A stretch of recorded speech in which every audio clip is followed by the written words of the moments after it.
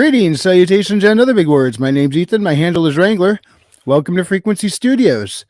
Weekly Wing It, number 64 here on Rumble and YouTube. And starting it off with us this week, it is the Ultimate Kahuna. What's up, Hell Kahuna? Yeah. Not much. Now we got 3 good-looking people on stream. It's a good time. So which one of you counts as 2? Definitely me. Obviously. I have the drip, the glasses, the hair, and the body mass. I count as 2. I will leave you to your delusions, but yes. So I also will accept that answer. MD, how you doing tonight? I'm awake and highly amused. We just managed to get ourselves a political survey dropped on us at the last minute that got a hold of Bambo. And I decided to do it on purpose. Oh, self-inflicted wound. Yeah. That's all there is to it. Is it like those, like, are you gay, like, quizzes online? Program. It's like, no matter what you answer, you're always just a little bit gay. Usually all they get is the liberals answer. Yeah. Let the Okay. conservatives she decided to give them a non-liberal response. See, conservatives answer the phone too. And they don't always lie consistently to them to give them bad intel. That's me. I'm that guy. Well, it's like in the chat, we got Fu Man Blue hanging out with us. Fu, how you doing tonight, man?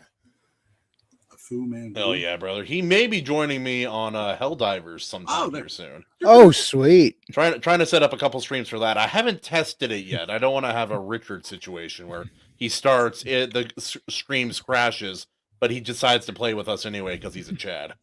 Well, I started playing with a capture card.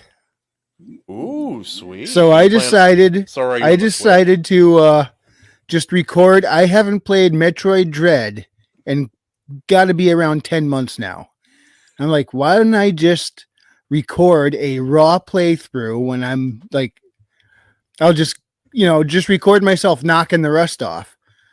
And yeah, so I was going to do a complete playthrough, but like halfway through, all of a sudden you would see on the screen, low battery.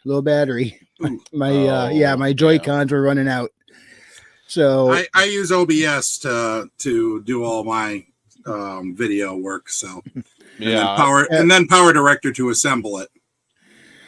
I've been using OBS to do the recording, and whenever Clip I try to Champ, record I have OBS, to concentrate to say that right. I don't know why. Whenever I can't get it to come through on StreamYards, but I edit the videos in Clip Champ, and seems to come out pretty well. And I'm thinking if I take some clips of just like some Metroid gameplay or something, I was like, hey, I can make a special little intro for just any Metroid clips I put up. So I messing around with it. I came up with this.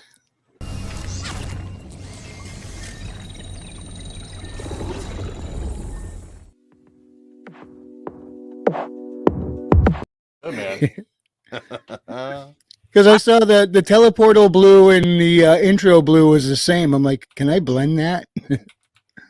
I actually made, when I was doing World of Warships videos before I stopped playing PvP, I actually did a whole intro up on that. I can show that to you if you want. Oh yeah, I'd love to see that, man. Yeah, give me a second. I'll be able to share the screen. Tim One has joined us. He said, all hail the Iron Age. Hey, Yeah. Also joining us tonight is Andrew Campbell. Big ups. Ooh. Yo.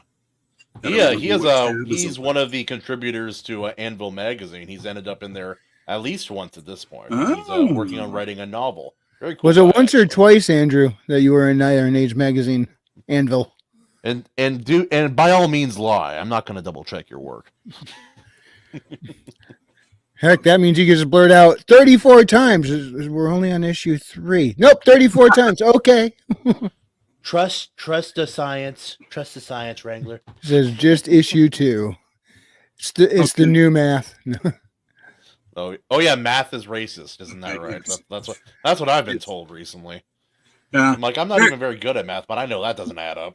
Yeah, here you go. This is what I put together when I did World of Warships videos.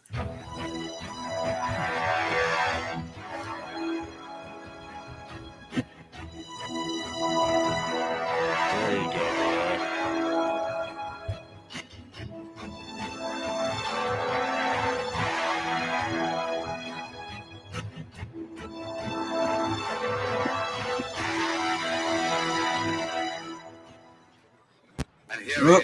Heck Whoop. yeah, man. That's pretty cool. Yep. And now if I can remember Nice. how to find where to stop it. Sorry, you're getting a little. I would take the matches I was in and I'd set them to music. You know, since Oh yeah, you know, of course.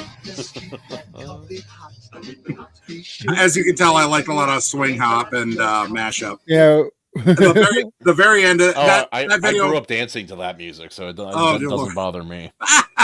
and it works for sailing ships and blowing stuff up. That video is I called the "You Are the Last Nope." It was a match that basically I was about to win, and then I slipped out of my smoke screen a little too far, and that was all she wrote, folks. Yeah, Because I was the last hope, and it went to nope fast. that's cool, man. That's cool. Do I have Andrew Campbell's Substack? Yes, You I might. do. I think I do. Okay. I don't hop on Substack as often as I should. Maybe just because I've been so busy recently. Well, But hey, jump on to Bambos and take a look at the story she just put up. She's Yeah. she's been learning. I'd love to read. She told me I'd love to read that story. That sounds cool. Yep, Gosh, yep, my wife. the darling bride is writing. I'm a happy boy. Just a happy man. Happy's the word. Stop it! You're getting me all worked up. Skunks, what's up, dude? Love Skunks, man. How you doing, brother? He's an underrated artist. Not because people forget that he's an artist sometimes. I'm like, check out his art, man. His art ended look up at his in, avatar. freaking Anvil. Yeah. Right there. Oh yeah, that is a scary skunks. Substack sounds kind of dirty.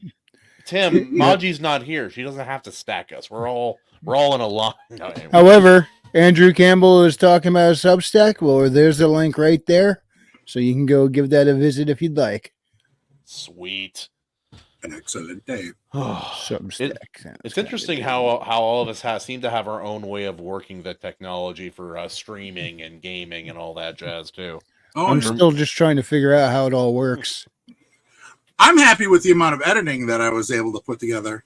Probably the best thing I ever did was when I used to play MechWarrior Online. I did a sizzle reel recruitment video for my guild, and Nice. that was back when community warfare was promised to be actually something. And lies. Got it. no beta, open beta, otherwise known as lies in video gamies. I do not trust any open betas anymore. Unfortunately, they've Now, trust Bontra, to the ground. Were they called open betas or empty promises? Same thing. It's the Same same thing. picture. It's the same picture.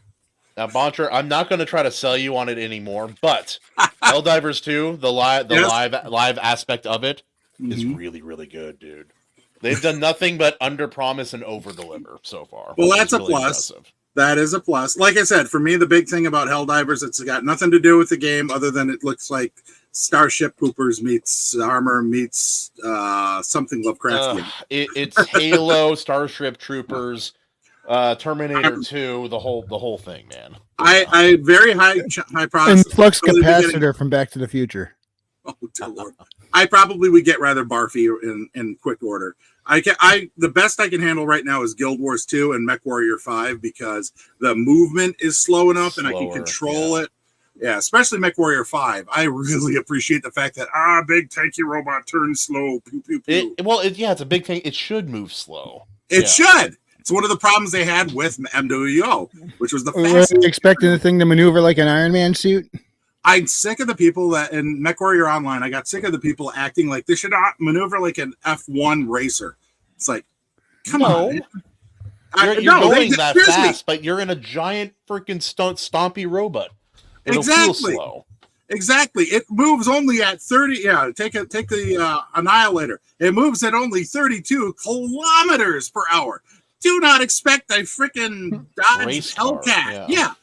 That's all there is to it. But these tryhards, they get in there, they spew radioactive salt over at everything because they're not getting their way. And it's not the second coming of Quake 3 or whatever hyper, you got Ritalin Adderall whacked out kid is out there running, beyond the speed of time. Time is too slow. Yeah, if it makes you nauseous, Helldivers is probably not for you. There's waves of enemies, and you're running all the time, and you get blasted across the map on occasion, and then you end up dying to your friends more often than you do to the enemies. Friendly fire isn't that. Yeah, no, they have friendly fire. They have a lot of friendly fire, apparently. I do appreciate. Go ahead. No, you first. All right. I was gonna say I appreciate things like Smash Bros, where they let you turn that off, where you can't hate your own, so that way you and your team and the other team could just have at it. It makes it more fun to me. Yeah, no, I could see that. World of Warships. They got nasty. The mods of Star Wars Empires at War from Steam. You know, I should but truth be told, I act like an old. I don't even know how to put mods on my PC games. World of Warships is the only place where I actually did mods on the game because it actually did help me be able to play it. Then I found out all the cheating that is being done by the company for gamer experience. And I finally was like, no. Oh, and also Russian Strunk. That's the other thing that happened often. Oh, it's a Russian battleship that was never made. Okay. Point blank range, 16-inch guns. Blam. Nope. Nothing. And then I blew up and died. And I was like, Andrew, how dare you? Get out. Get out now. If you're going to abuse air like that, you're cut off. No more breathing for you. I know. You really want to back Sony? Space lasers. Exactly. No. Sony, the company that killed Michael Jackson, that's who we're supposed. No. I don't know how to process that one. Oh, he did. They did, but anyway. I don't know these things. That's okay. Was that a knock at my door? Now I can't remember. I just heard some bit of news about Sony earlier today where they were just like something they did that was really dumb, and I can't remember what it is now. A lot of things, but continue. Yeah. I wish I could, but I can't remember. I was hoping maybe one of you guys happened to hear something that would. I know I heard something had happened, but I don't remember what it was. It was like they took out. Madam Web. Madam Web managed to take out both Marvel and Sony. The Spider-Verse is pretty much dead. And two birds, one stone, or two large conglomerate companies with lots of corruption. One stone, one bad movie. At least the actresses aren't being jerks about it. They're actually being really cool. They're actually protecting the audience and going, no, this was your dumb decisions. Not us. We were just told to do this stuff, and not the audience because they're calling you out for how you suck. Except one thing. All of the BS marketing those girls were doing, like with the crazy, like I've been like hypnotized by the company kind of eyes while they're saying the Svengali Adderall eyes, they're like, no, it's your voice. You're making me want to see the movie more. Maybe even I think you're making me want to. You're seducing people to see the movie. She's like, the Kubrick stare. I don't think they're going to see it once. I think they're going to see it twice. I'm like, all right. Down. Pretty much, yeah. Yeah, and now she's out there like, well, I may have been wrong about that one. It's like, you think? Yeah, a little bit. Only this much. Going that way, coming back this way. Wrap it around the earth once. Yeah, a little off. I've talked to Captain Garrett from Swords and Starships a couple of times about different things, including the Halo show and Madam Web, and he's watched a lot more. Yes, the money said, that's everybody in that industry. Tim. Just remember, even Sigourney Weaver was seduced by that. That's the only way they got Aliens 4 off the ground. She literally said in an interview, you should have seen the size of the check. So even she's not immune. So let's give them at least a little slack on that. I think I remember what it was now. I'm not giving her any slack because of she's a contributing factor that ruined Alien 3, the movie. That movie had a lot of problems, but she also had a bunch of these demands like, there can't be any guns in the movie and like all this political BS, and then that's how he ended up with the travesty of a movie like that. Okay. It was a production nightmare. Alien. Okay. Channeling my little inner Joe Pesci, Leo Getz. Okay. Yeah. Because Leo Getz. Anyway. I gotta admit, as much as I can't stand the wokies in that film, except minus Mel Gibson, those films are so much fun to watch because you can honestly see that they are all buddies. They're all buddies, especially by the end. Fun. There's actually a compelling story. It has everything it needs to have, and it has real people who actually care about the acting. Okay, so circle back. We're gonna circle back here. Go back to Alien 3. That movie was a train wreck, but David Fincher was a friggin' genius. Have a good shift, Andrew. And take care, Andrew. And not to mention the fact that Charles Dutton acted the hell out of that movie. Yeah, he sat there going, he went to work. He went to work. Oh, a lot of other people, like if you guys have never looked into the production issues with Alien 3, do yourself a favor, check it out. It is the amount of they spent millions of dollars back then, and it was all it wasn't even pre-production. It was all pre-production. It was just they had writers and directors dropping off left and right. They're spending all this money. And then the original Alien script for that movie that would have been really, really good, they scrapped it. But luckily they turned it into a graphic audiobook, which is really, really good. Oh yeah? I have not seen that. That's awesome. Hold on, did you say graphic audiobook? Yeah, so they have different voice actors and they have sound effects and music. It's like a movie without the visuals. It's really, really good. It's very, very solid. Okay, so they just did a straight up radio theater style. Yeah, just like that. Or voice cast and everything. Really, really solid. They have the sounds and the different people acting. It's really, really good. So here's a little fun tidbit too. Alien 3 has the Eighth Doctor in it, Paul McGann. I'm not familiar with doctors in real life or in the franchise. Well, the actor was in it as well. It was kind of a surprise to learn that. If I'm not mistaken, also Charles Dance is in it too. I think he is. Honestly, that guy is just. He's phenomenal, dude. Anything I see him in, he never detracts value. He always adds value. Even that Dracula Untold movie, the most predictable movie of all time. Don't get me wrong, there are things about it I actually like. I think some of the acting is decent. Some of the effects, the way they portray vampirism, I think is cool. And then Charles Dance is a awful creature of the night, and I love it. But that movie is really predictable, to the worst degree I've ever seen. Mm-hmm. And we are joined here today by Readout Productions, Uncut History, in other words, pre-Abrahamic Jewish history. I'm just not going there anymore. You really tried. You really tried. You didn't let your hand fall off that brick and go down the pit. I know. I'm glad. As much as you fumbled the words, it still managed to make me win. So congratulations. That's all I ever wanted. So anyway, what's up, Readout? Moving on from circumcision, Readout. How are you doing? I don't know how to follow up from that. I was just finishing up a script, trying to get the script done so I can record early in the morning. And then you wanted to talk Alien Free, as I, one of only 1, 2, 3, 4 possible defenders of Alien Free.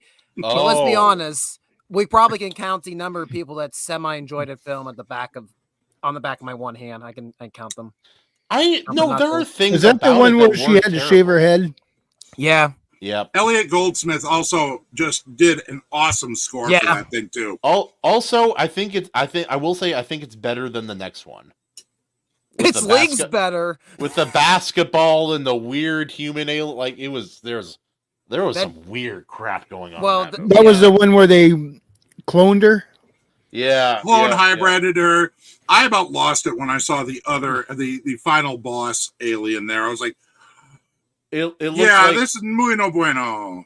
No likey. They're like alien, sperm, combine.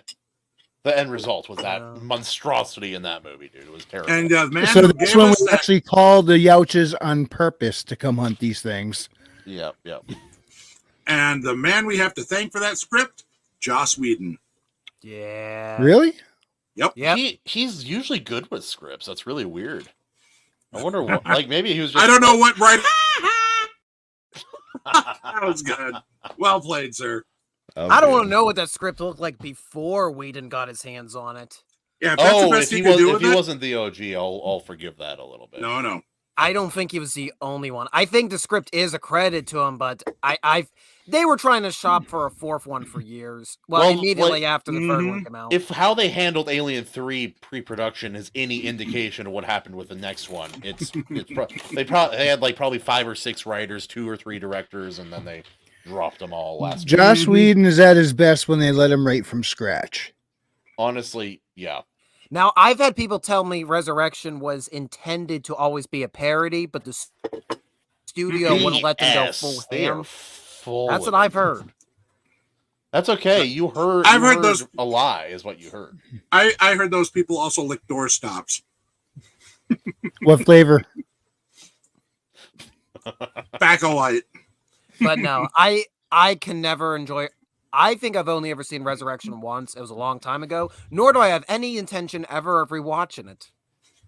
Also, it came in that era like where people had to show they were cool and capable by performing some sort of sport maneuver, like the basketball thing. And it's like it reminds me of all the old Shaq. It's the only thing I remember that whole movie for. Why do we remember the basketball scene? Because it's so we're still out of talking place. Alien 3. No, we're on Resurrection. That's Alien 4. That's on Resurrection. Yeah. The only thing I can remember from that movie was there was a funeral scene. A very dark and morbid one. They shaved her for some god awful reason. Like, actually, let's drop the bad movie. Let's talk about the 2 good ones. What now, guys? Let's start the war. Alien or Aliens? Which one? Yeah, you can only pick one as your favorite. Which one? Oh, then I have to pick Aliens. I can't. Fuck you, Reed. I honestly can't. They're both they on like despite the 2 different direction styles. He said I couldn't pick both. I can't. I opt out. That means you like what was the name of that Alien game? The Aliens game. No, it means I hate it with a burning passion. No. There is at least one. Isolation. There's Isolation. There's Colonial Marines. No. Yeah, Colonial Marines. That's Readout's favorite game. I like the one where the thing popped out of the guy's chest, put on the top hat and cane, and started singing "Hello, my honey, hello, my darling." Baby, hello, my honey. You can keep that Spaceballs joke right away from this conversation. I hate it when my Schwartz gets twisted. Now we're gonna go down. I'll be honest. I am one of the few people that really don't care about Spaceballs. I think it's not one of Mel Brooks' best efforts. It's not, but it's still leagues better than a lot of other comedies. Okay, that'll give you. See? Like, it's about comparison. In comparison to other Mel Brooks films, yeah, maybe it's lacking a little bit. But then again, that's like saying I'd rather eat collard greens without anything on them rather than poop. I don't want to eat either in my mouth. Are you? Aliens 3, I'll give it this. It's a cool premise, shit execution. There's a lot of sequences I like in Alien 3. I like the dog. I liked the dog alien. I thought that was kind of like the idea that it would act differently with a different like host, basically. Well, I liked that it was in a. It should have been more. It's prison, a penal colony or whatever. Penis colony? A double, yeah. Well, when they say, remember what they say, it's a double Y chromosome penal colony, and that's some messed up stuff when you think about it. Yep. Yeah, that's what I said. Did you know that shortly after that, before they did the restitution, the revoltation, whatever they called number 4, there were 2 scripts. There were 2 scripts that were floating out there, literally, where they saw all of a sudden a bunch of screenwriters got a bug up their nose to do aliens popping out of the stomach of a shark. What? Yeah, there were 2 scripts that were floating outside, trying to get made into the next Aliens film about the alien, and 2 totally separate productions. Both had the same idea of an alien popping out of a stomach shark, and then having the aspects of a shark. It's like, oh boy, this is a good thing. They're trying to make Aliens Jaws. Alien Jaws, yeah. Jaws. How about if aliens went after Mugwise? I prefer Alien. Jalian versus Ayla Jalian, yeah. Tim Allen, you summed it up perfectly. I have never heard of this, nor do I wanted to hear about this, and now I'm going to expel it from my mind. What are we talking about? That was that flushing sound. Gotcha. Yeah. Oh, read out. Otter's now reading Mockingjay for the first time. Yep. Oh no. Yep. Bad one. Not the That was- poopy one. Well, what was the full He's title of that? already, To Catch a Mockingjay? What? He's To Catch already a going. Monkey. Now there's a mashup I didn't need in my head. I've already thought about that since we started this reread. Great. Scout and Dill in the Hunger Games. Oh! I think I just suffered a hematoma in my right eye. Well, like, truth be told, the book 1 and book 2 hold up a lot better than anticipated.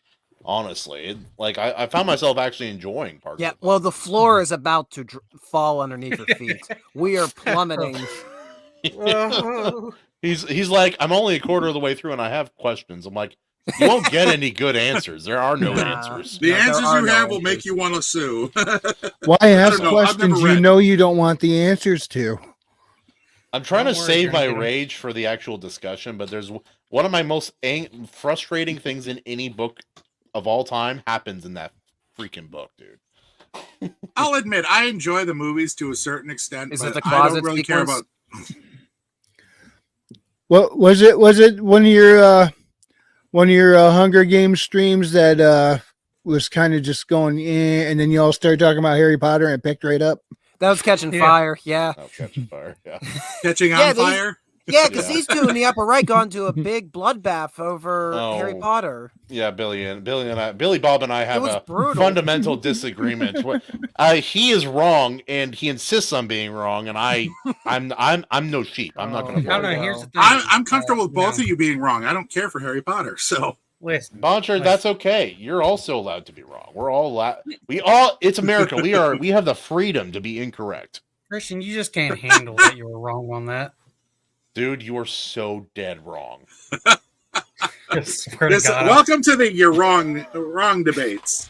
You're wrong. No, you're wrong. Reread the Every book. Harry Potter book is boring. Nothing happens. No. That is not what I said. That is a lie. We can even roll the tape back on that. All right, specifically said Mother when it gets effer, to let's the do it. when it gets to the big moment in the story, it too fucking falls on fast. its face It's every time. boring. You did say it was boring. A pox I upon heard both your those houses. words came out of your damn mouth. No. son. I said that I enjoyed the actual story, all the build up and everything. See? But when you get to the big moment, it fucking face plants. Why? Sorry. Herman has declared.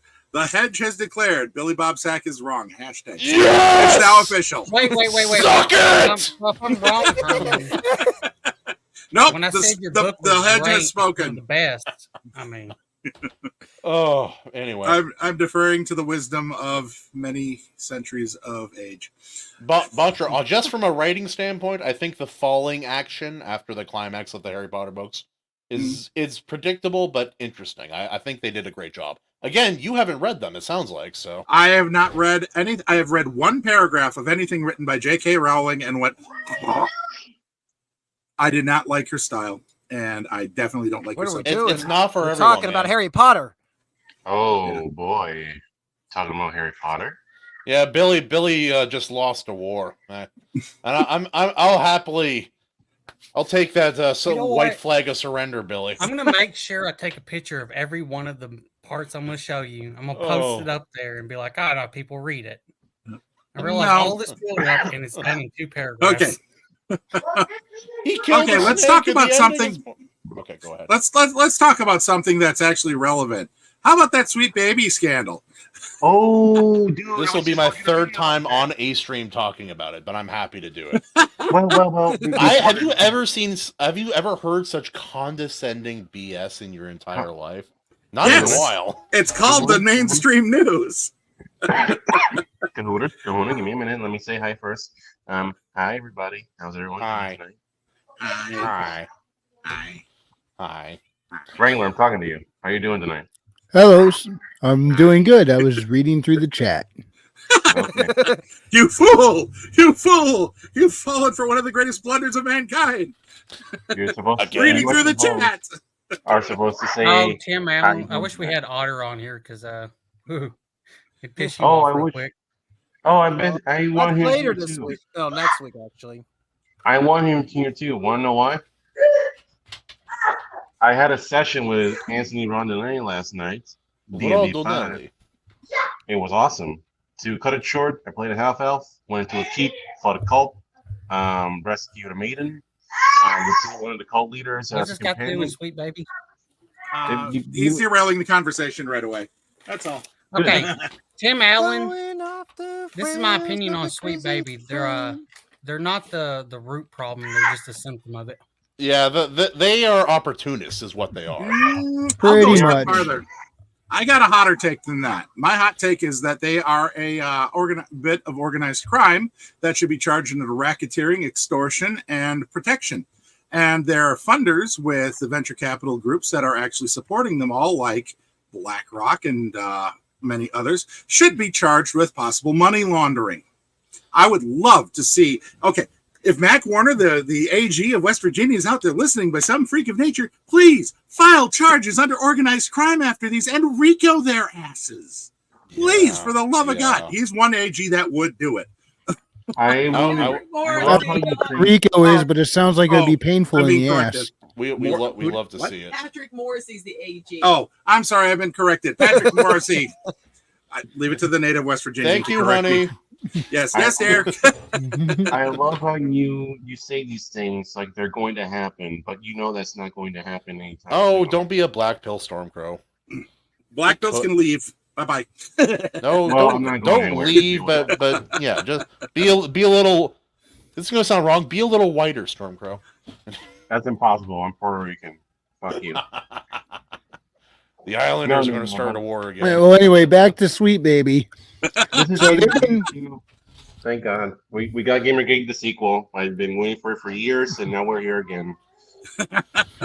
I'm angering up Tim Allen's blood. I don't think they're gonna make it too much longer because they done kicked over the hornet's nest. Well, it's the fact that these venture capital firms are starting to figure out they're starting to learn a harsh truth that the Civil Rights Act of 1964 is now being applied to the institutional racism they have in their HR departments, and that means that they are going to start getting the crap suit out of them. It's already starting, and they're finally waking up out of this woke stupor, like drunks who wake up in the wrong house that they were supposedly at an after party for, going, where am I? Working. And they're listening to their lawyers going, oh, you mean I can be legally culpable at a personal level? Oh, we got to stop this. Oh, wait, all of a sudden. Yeah. You're saying this is what's happening to them right now. Jewish space lasers. No. What's Yeah, up, nothing to do with guilty? lasers. Tremendously less Jewish. Yes. Very, very much more Gentile. Yeah. Howdy, guilty. Well, Tim Allen, at least a lot more people now know and are aware of who BlackRock is. And that's why they aren't making video games that you want, because they don't have to. Everything that you don't buy gets subsidized by these venture capital groups. But these venture capital groups are starting to notice that their investments aren't paying off because people aren't buying it. Who knew?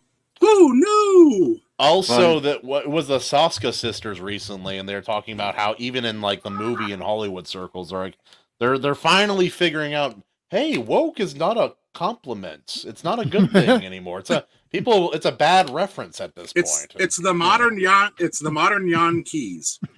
If But you know what that is. Yankees, Yeah, you know where John that came from. Cheese. You were one of the first people I've run across that knows that.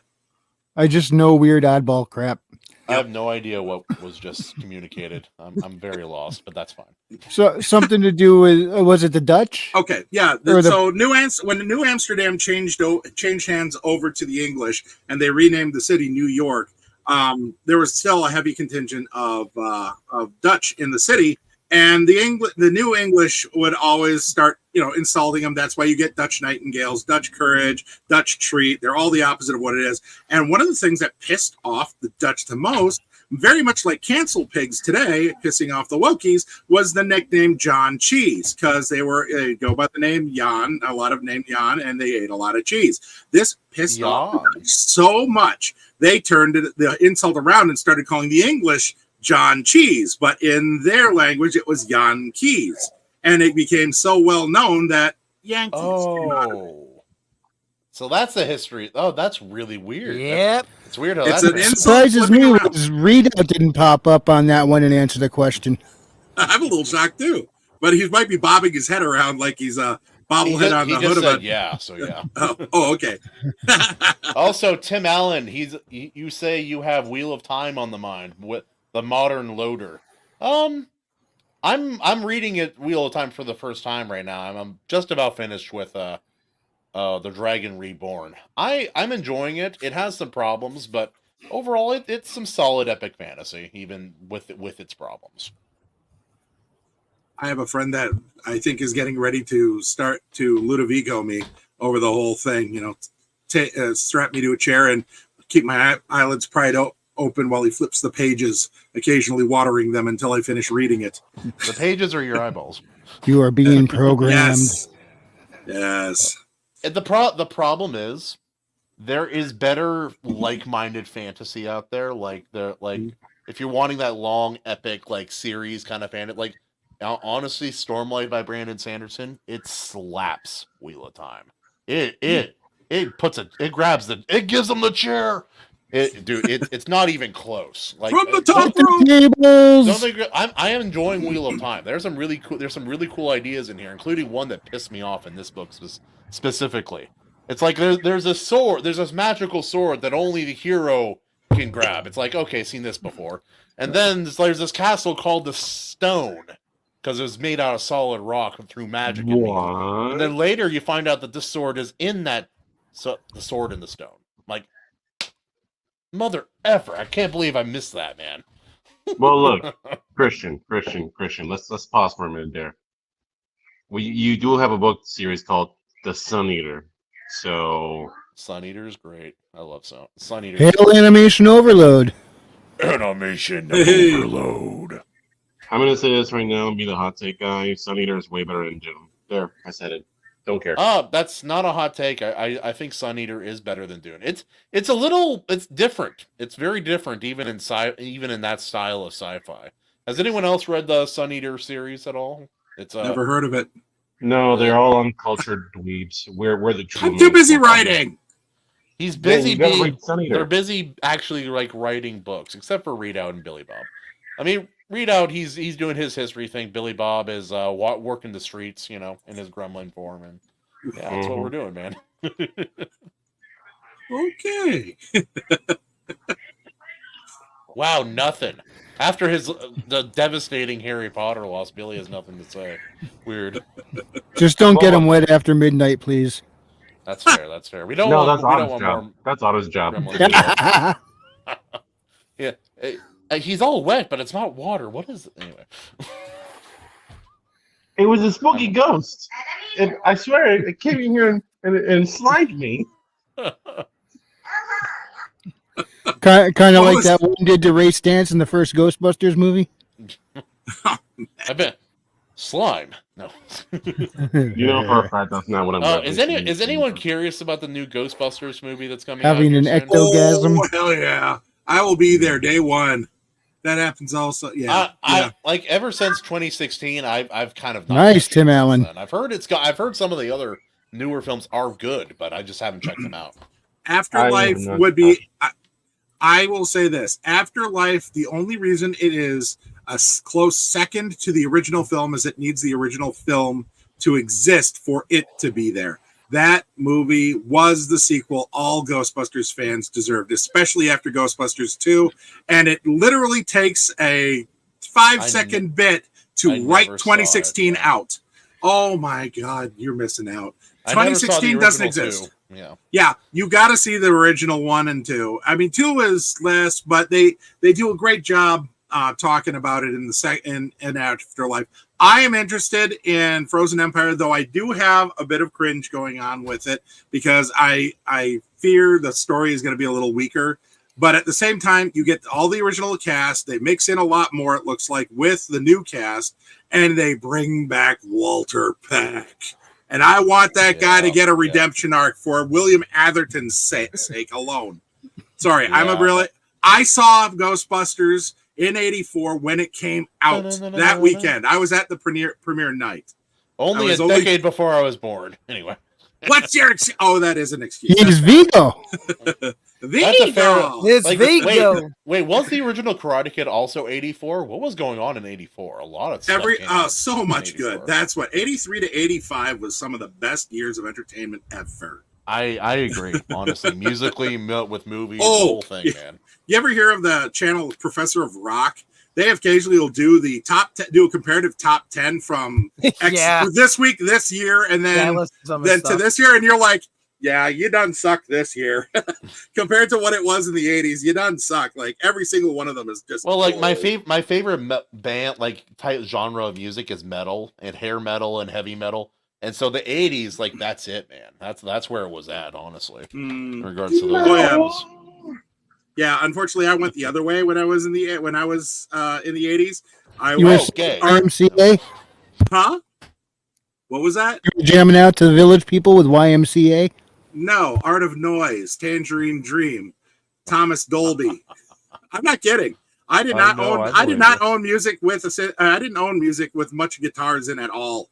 Though it's strange that the first album I ever bought on a cassette tape was Quiet Riot and Metal Health. That's the only one. That's fair. Orion. Yeah, Orion is a great guitar solo. Slick Black Cadillac following it. Oh, that was a perfect 1-2 punch. And I didn't like metal back then, but that got me. Quiet Riot got a lot of non-metal people for sure.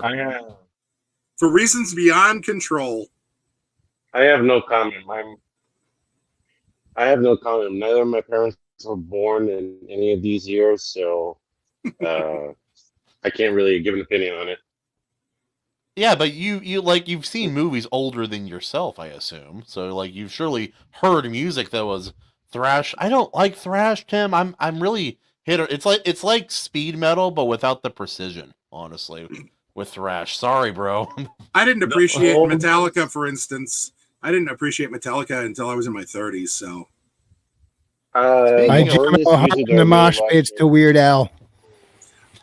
If he had mosh pits, I probably would have tried it, but I've never been to a rock concert in my life. So, I've never a dedicated rock concert. I've been to concerts where rock artists showed up, but it was never a dedicated rock concert. George Thorogood was the closest for me. Classical concert slots. I've been to country concerts. You said rock concerts. Said George Thorogood would be the closest for me. But granted, we're not talking about George Thorogood in the 80s. We're talking about George Thorogood in the 2020s. He still sounds awesome. I will say that he and his band sound still awesome.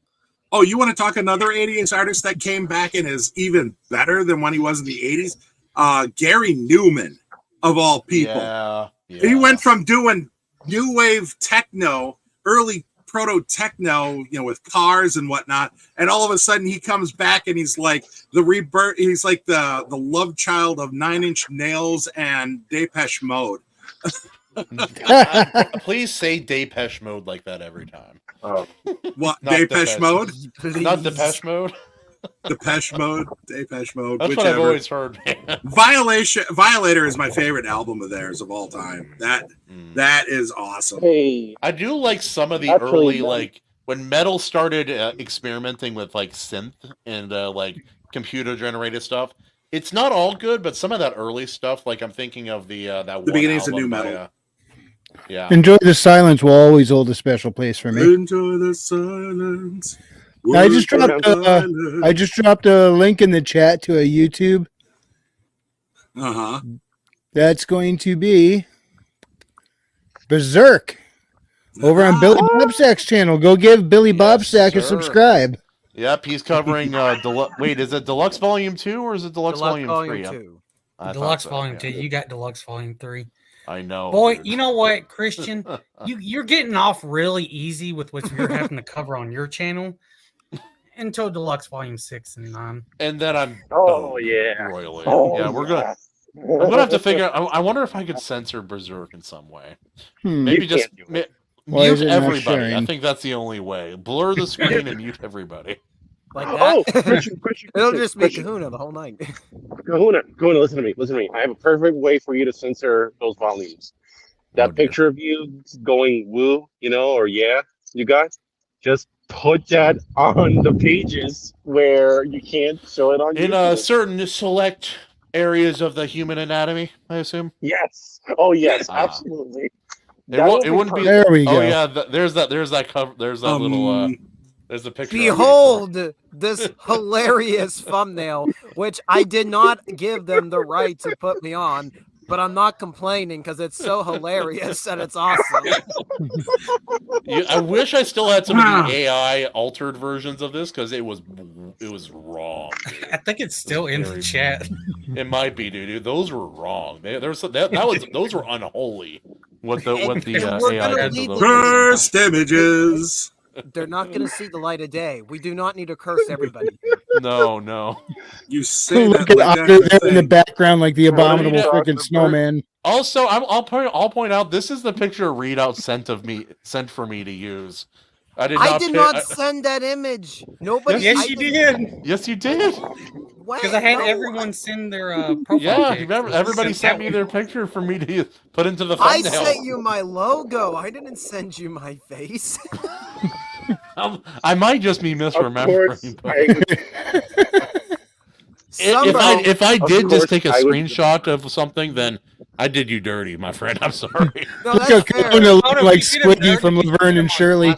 Because it's so hilarious just how like dazed I look in that frame. So I love it. It's just hilarious.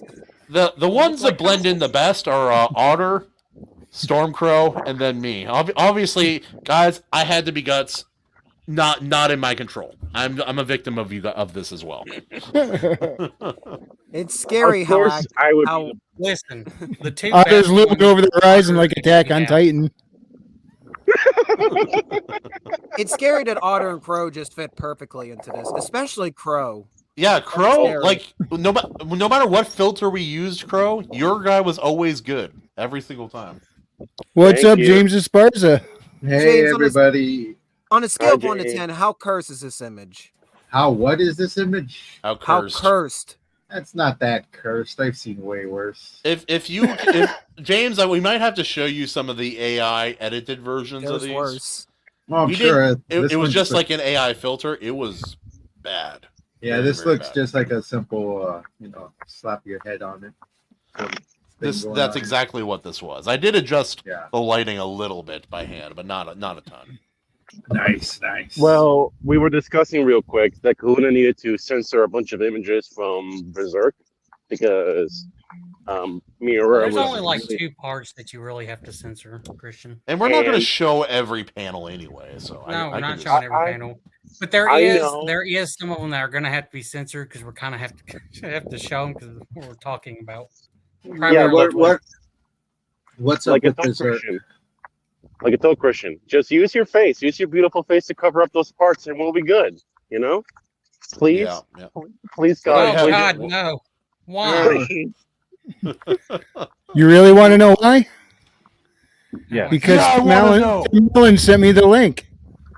Oh, God. And Boost. frankly, I haven't seen this yet. Okay, yeah, watch it. It's time Directed by for the first. Satan sisters. No. Oh no! Wait, no. This- No. I okay. wanna hear it. I forgot until recently. I actually watched one of their movies back when I was in high school. What a weird film. Anyway, Hopefully, it time, wasn't the another one where place. they make out like Alabama. Twisted sisters. Twins Productions. that's an Accurate Okay, I like the depiction. logo. This is gonna be tough. No pros. I've trained my body to do things that people like me shouldn't be able to do. But unfortunately for me, flying ain't one of them. Don't follow me.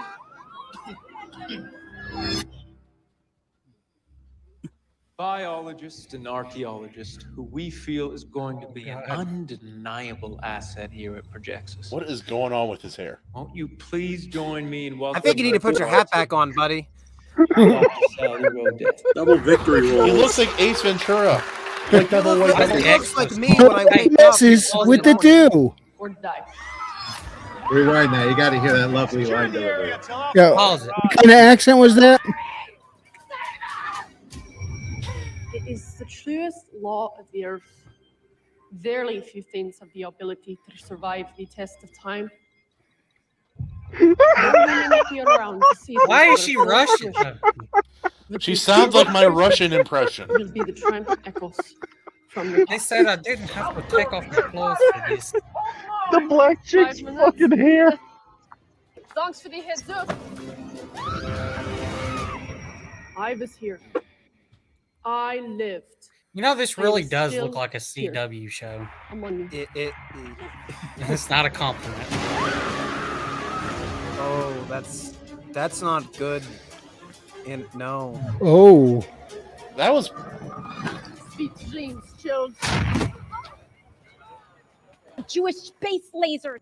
It is that course. struggle that is the friction of creation. I would like to thank Mr. Eusebio for allowing me the opportunity to discover and create. Oh, thank God he put his hat my back on. esteemed colleagues at Projections. Thank you.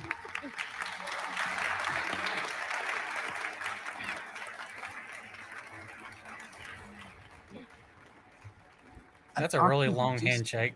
It's a bit archaic, isn't it? She's well studied. That's a really bad wig. Question her credentials. Holy Oh, fuck. yeah, I know. Look at her wig. It's just It's really an bad. unusual area of expertise to pair with biology. Oh gosh, Her it's Dr. posing. Odell, from my understanding, is an unusual woman. Why does he look like a fake country artist? Jerry? She's on He her really Okay. seems out of place. I think everybody got your Congratulations. photographs. There's only like 20 of you guys there. It's not a big press conference. photo. What is going on with that design? Like the X? The Projus in the back there. Yeah, looks so bad. What the Her eyes. fuck Why is does going she on? have crazy Karen glasses too? I mean, her eyes are Because she needs to unrealistically take. blue. Because when she's a hero monster, she has to take them off and reveal herself. No. If it's Ah, meant to be a yes, death of blow. course. Your eyes, they're blue, but not like other blues. He was meant to be a death blue. Okay. Why'd they misspell Sasuke? It's supposed to be Satan. Do better. Okay. Do better. Nice Okay. logo. I like the logo. By the way, why is this what they spent their money on the trailer instead of showing the actual fucking art for your comic book? I'm sure they hired a marketing guy that said this is what they should do. Yeah. You know, I admire the I admire the the ambition attempt. of trying to do a live action ad for this, but they would have been better off just with panels I or an would- animation. or an animation. The animation for the first one was pretty cool. I Yeah. was okay with that. Oh, I really like that animation trailer. yeah. I would have yeah. done that here Yeah. also. You know what probably happened is they already spent the money. Sounds they already Nordic. Filmed everything, and then they saw it, and they're like, "Well, we have to release it." Trash. Well, we spent. Yeah, maybe. Oh goodness Oh, gracious! God. It's supposed to be selling a comic So- book. No pages. Don't even get to see what the art looks like. Yeah, no, not a good way I'm to still try to launch hoping that this. we see that by the end. Maybe it's an end credit scene. I don't know. I'm thinking this is it. We're looking at credits here. They're not going to have a fun little oh, George of the Jungle. Like, wait, did you forget about me? A twisted version of Royce's wig. Well, what do you know? She looks like the character. I'll give her that. Oh yeah. Okay, I'm gonna be the one to say it. This fucking sucks. I don't want to read the book. What do you mean, the one to say it? That's basically what we've been saying in the last 10 minutes. Yeah, I've been Well, shitting yeah. on this since he pulled it up. Wait, there's a Again, new give them Disney props for Tarzan? trying it, but I just don't think that was the right direction to go with the marketing. Why would No. they make another live action Disney? This one's going to be more like the cartoon, I'm sure. It's got to hit at least one tree. I'll wait Okay. until I see some of That the was the link to your interiors and the channel, art right? and whatnot before I make any statement on. I've On heard that. the art is supposed I've to be seen better, 'em, whatever that means. It's okay. I lived through the '90s. I've seen all the bad art my eyes can take. Was '90s really I'm gonna go that back to bad? Berserk. Rob Liefeld. My case rests.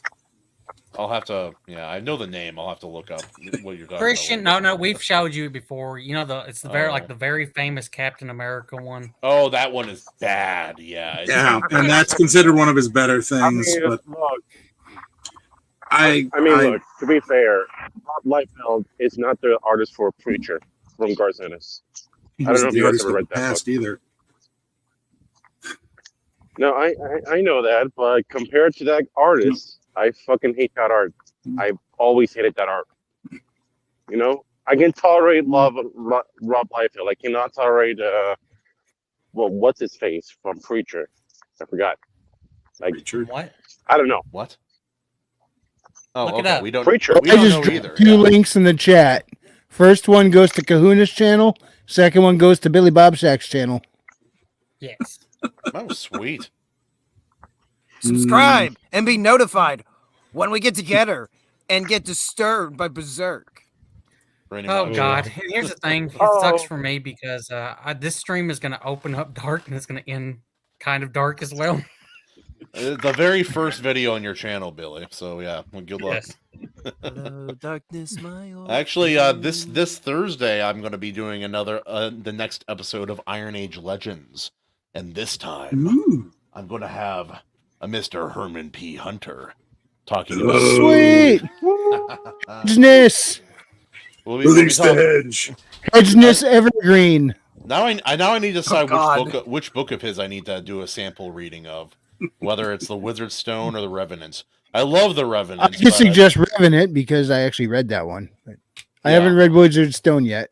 The Wizard's Stone, it's really good. It's just, it's like it doesn't quite resonate with me the same way, which is weird because like he's talked about. I did have this arrive yesterday, though. Okay, hold up, Herman. Hooray! If you're still in the chat, will you tell us when? It's March, isn't it? When your second one's coming out? The sequel this to month. Revenant Tomb? Yeah. Hold up.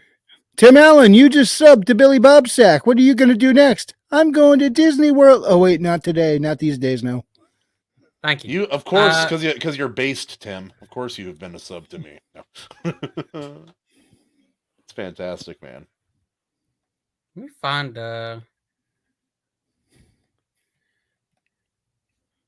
What What's happened that? to the? I had the promotional Casket Girls trailer ready for to go too. Wrangler, play that link that I sent in the private chat. It's only 2 minutes. It'll be fun. The link you sent in the private chat wasn't that just to your channel? No, it was to a specific video. It's just your channel. Yeah, it's your channel. That's weird. Why would it do that? It hates you personally. It does. That's why. The algorithm Very, very vindictive it is. The algorithm wants me to talk about Hawaiian victimhood and trauma and nothing else. Nah, you should take advantage, man. That way you can get some people to watch your interviews. You know. I can make the interview. Did I do that one? Weird. Let me see. Edge Well, wasn't in the world meantime- supposed to end on May 21st, 2011. Remember that? In the meantime, we got this from Bonzart Vocal. This is going live soon. Hold up. No. What the hell were you watching? There's like a buff naked dude on the stage. It's a John That's Cena John thing. It's Cena. been going around. Yeah. It's him at the Oscars. He's really stripping down for the Chinese this time. Yeah, the Oscars in a really weird and desperate attempt to be relevant. Okay. If I just get I'm I thinking just it's display not my working. naked body on screen. I mean, I do that, but you know. Here to sum up the all of the Oscars the other night. Oppenheimer won 7, Barbie won 1. No one cared. Yep, that's fair. That's fair. I'm surprised you put in enough effort to find out the outcome. Oh, I always have a certain amount of morbid curiosity towards the Oscars. There's still some hope that we might get a brief glimpse of that one glorious Oscars in the last 30 years when Steve Martin hosted it and roasted Michael Moore when he won bowling for Columbine by saying he saw the most touching scene behind or backstage just now. A couple of Teamsters were helping Michael Moore into the trunk of his car. I personally thought that was the best roast ever since maybe Bob Hope was on the Oscars. Yeah, he also lost that farting contest to Peter Griffin. Nah, that's nothing, man. The greatest moment out of the Oscars in the past 30 years was seeing fucking Will Smith slap the shit out of Chris Rock. Come on now. No, you mean that totally staged piece of crap? decline.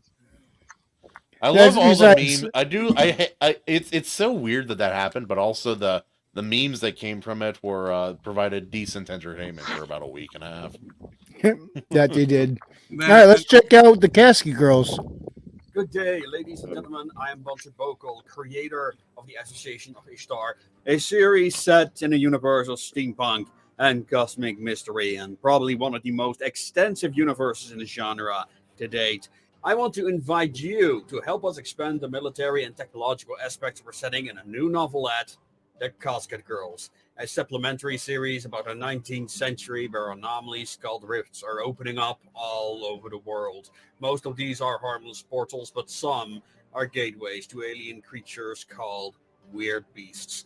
Whenever the local authorities cannot contain these anomalies, penal battalions are sent in to contain the threat.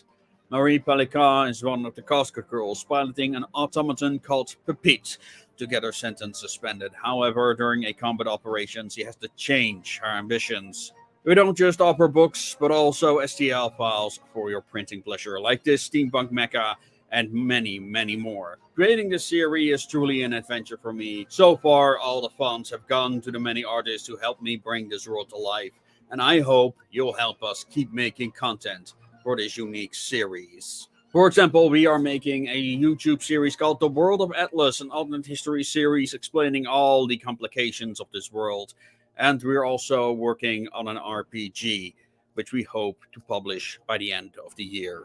And with that, ladies and gentlemen, I'm going to bid you adieu. And as always, make things your way. I hope to see you there. Hell yeah.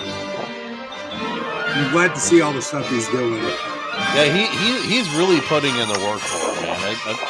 And I have some of his like little things here. He got Bound for the Sticks and got the little He had me at RPG. handbook as I love well. the RPG right now. Honestly, every now and again I consider getting there you into go, like Billy 3D Bob. printing. You were wondering about this? This is what something from the Critical Drinker, I think. It's just this video crapping on the Oscars, which is rightfully deserved crapping. It's a golden crap, if you will. Oh God, the plastic surgery. The girl on the left looks like she's looked into the eyes of I don't know, man. The void look back. We've seen enough. Really? If you look too long, you turn to stone. She's just like Yep, she looked into the void, and the void looked back. Listen, Tim Allen, you need to get your eyes checked. I think he's talking about Casket Girls, not the Oh, not the okay. Oscars. You're saying the Oscars. Now, where were we in the link lineup over on the private chat? I lost a place. I just put my my blog with all the details on there. Last I checked, who was trying to link to a specific video. Ooh. Oh, I have one. Yeah, hold on. There it is. And I sent put you Herman's that book trailer video. in there as well. I sent you that video I've been working on. Oh yeah, James. Where is it? I don't see it. No, not you. I sent it to. In the Gilded. Okay. Yeah. Put his video first because I'm sure it's funny. Play his. Hopefully. Mine's not a comedy. Mine was more of a Christian, how call old is that back. dog? What's that? How old is that dog? Oh, this shirt? It's been around for a while, man. dog. What dog? Is this it? Yeah.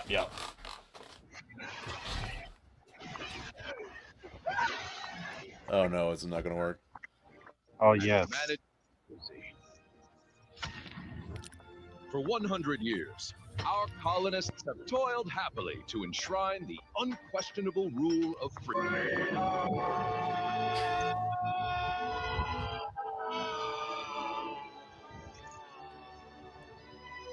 But now, our enemies rise from the shadows once more.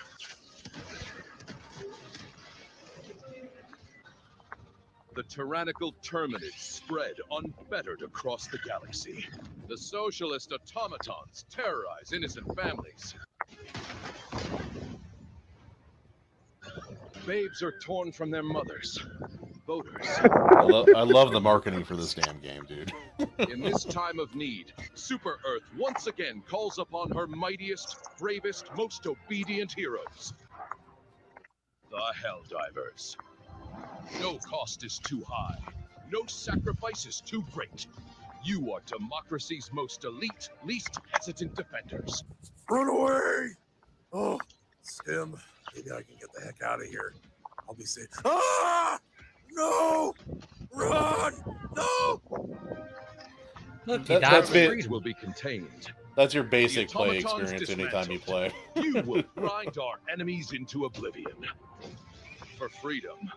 For managed democracy. Managed democracy. There you go. I'm calling all of you brave enough to fight for your freedom. Join me, and let's bring hell to their enemies. Joy the Helldivers.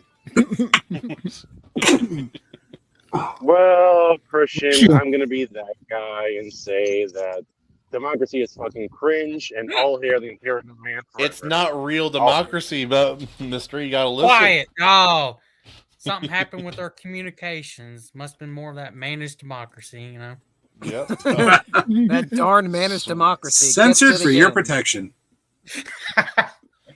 It's like we're here fighting for Super Earth because regular Earth was lame. No. That's how it sounds to me. Also, it's Hey, Raven. Yo, Raven. Welcome. Hi, Raven. Or is your name Quoth? That's funny. Yes, Tim Allen. It was the silicone test, not athletic. Oh Jesus. Yeah. We want to talk athletic tits, not Sir, elastic you do not tits. mention the name Quoth in my presence. Kahuna Says wants you. No.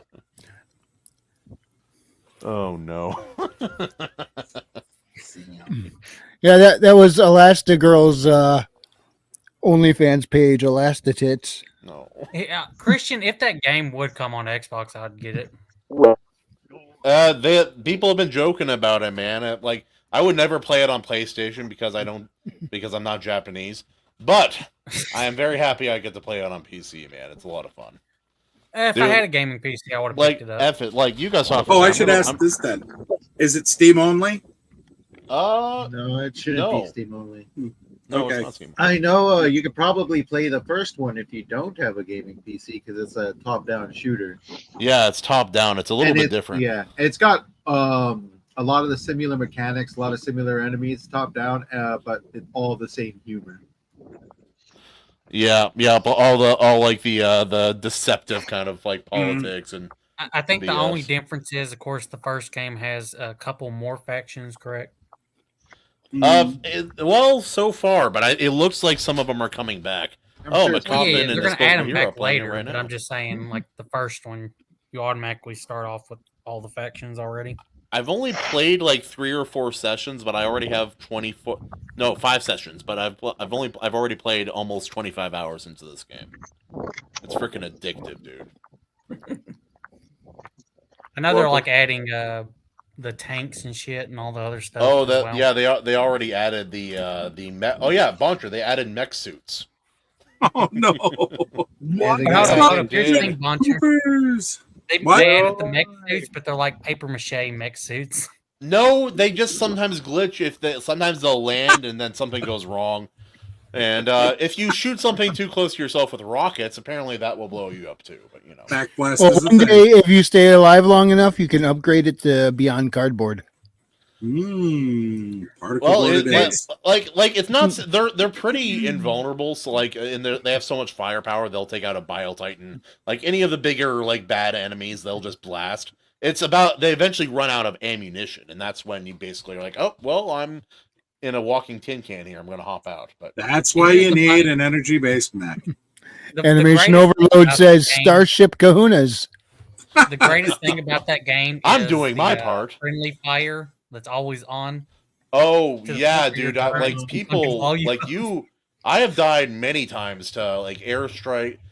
Like heck, I have like you can get this backpack that has a laser activated drone to help defend you from little enemies all around you.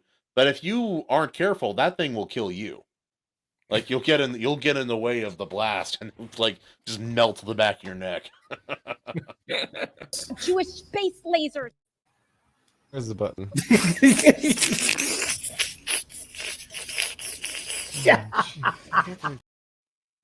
And remember, the game's only like what, 40, 50 bucks? It's a $60 game for $40. Is it 60? No, it's 60 40. That's It's normal 40. price. Yeah. No, Is it 40?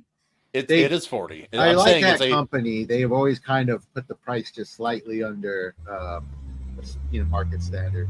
And it's also way undervalued because they've already done so much to try to balance and make the game. It looks function AAA as shit. Oh yeah, dude! It's a blast. Like I can hop in there, jump into a random lobby, and have a blast almost every single time. I think that's just your personality, Kahuna. A little bit, but like even with Halo, like my love child, it wasn't like that for me. So Man, it is really telling when our double A's and indies are fucking killing it. Well, Our Kahuna, triple A's Kahuna, are just Kahuna. absolutely Hold on. shit in the bed. Oh yeah, in Like, gaming really for sure, bad. it's not even close. It's because they hired Sweet Baby. I'm sorry, they were But Kahuna, blackmailed Kahuna, into taking Sweet Baby. By BlackRock. This is a very important question. It's a very important question, Kuna.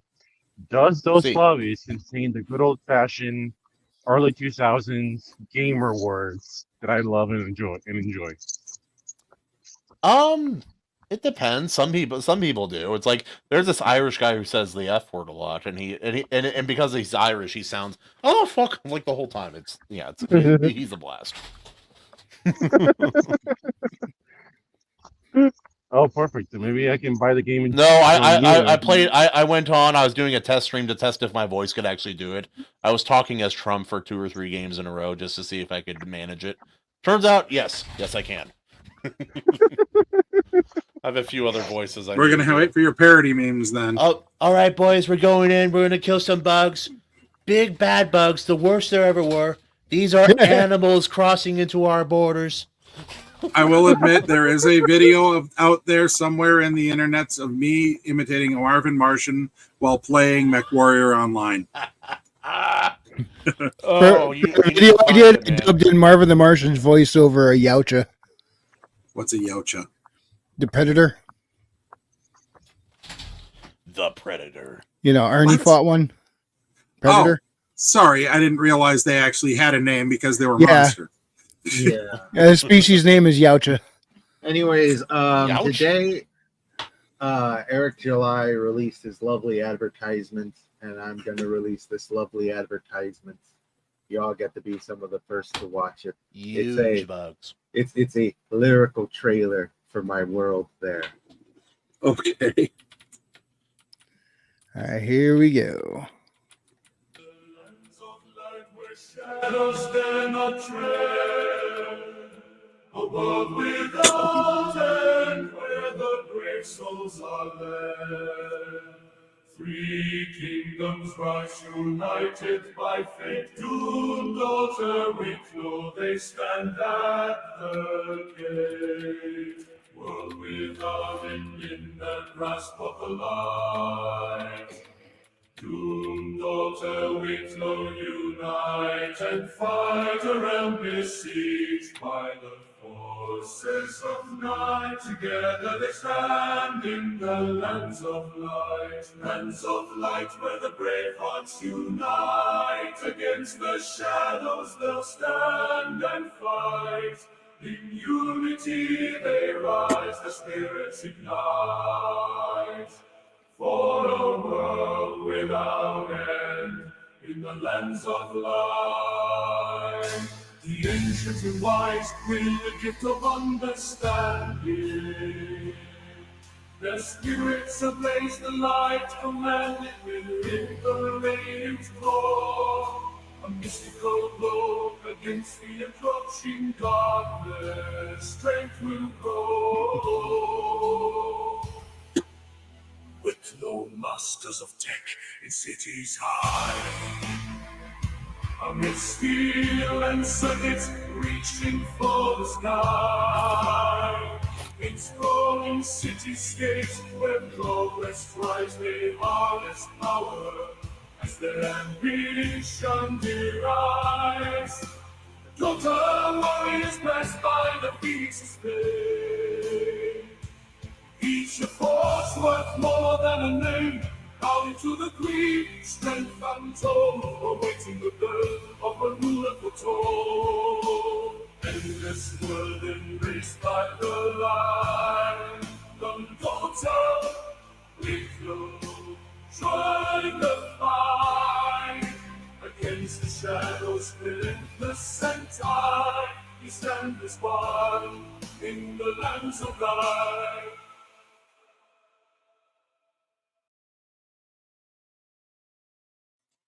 Okay, I need to know what VST orchestra you used or choir you used for that, because that was freaking good. Thank you. And actually, it sounded a little fuzzy coming through. I'm sure that's like StreamYard stuff. I would actually tell everybody, like, if you could share that at all, Wrangler, so people can click on it and just hear it. Absolutely. And I will share all of that with you. It's actually, believe it or not, an AI program that generates songs for you that I've been messing with. And I had to like really try a lot to get that chanting sound. And I will share all of that with you, so each of you can just be empowered to make your own stuff. By the way, I put the link to your YouTube channel in the chat. Yes, I'm gonna definitely start uploading sooner. Yeah, we haven't plugged your channel in quite a while. It's been a while since I've uploaded. That's been my latest upload there. James, can I drop a persona real quick and just say that's probably the greatest self-made trailer for a book I've seen in a long time. Thank you, sir. It was more of just for the world. That I appreciate it, guys. I appreciate it. I really do. Yeah, I was like, as he was going through, I'm like, I know these images. I've seen these before. Let me say this right now. If Tolkien had someone to make him a trailer for his book, I'm pretty sure he would give you a good look. Let's say it like that. Oh, thanks, man. That actually does mean a lot. I sincerely doubt it, but thank you. You probably put more love and attention into this thing than the Rings of Power ever did, with billions of dollars in there. Well, that's not the highest bar. I was thinking of showing off my book tonight, but I don't know if I can follow that. That's a tough act to follow right there. I'll wait till next week. Yeah. Haley's World. Yeah, Bad Kitty 2. I don't have the cool orchestra or anything, so. Oh, don't worry, Wrangler. I got you. There you go. We'll get him on recording. There you go.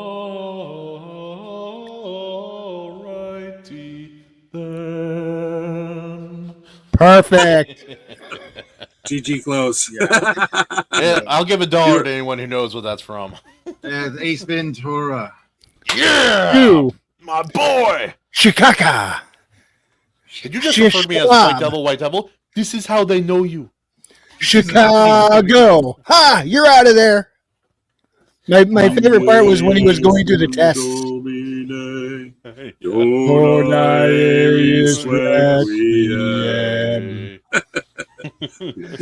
My favorite was when he was going through the test and he was supposed to fight the guy in the log and he ripped his loincloth up, rolled it up like a towel, and like. However, the second one he was a little. The weird thing is, in the first movie he would be bombastic and stuff, but then he would have parts where he just talked like a normal person. Oh yeah. The second movie, you didn't get that except for one line, and it's very quick. It's when he finds the bat and he goes, "You're even uglier than I thought." That was the only normal line in the whole damn movie.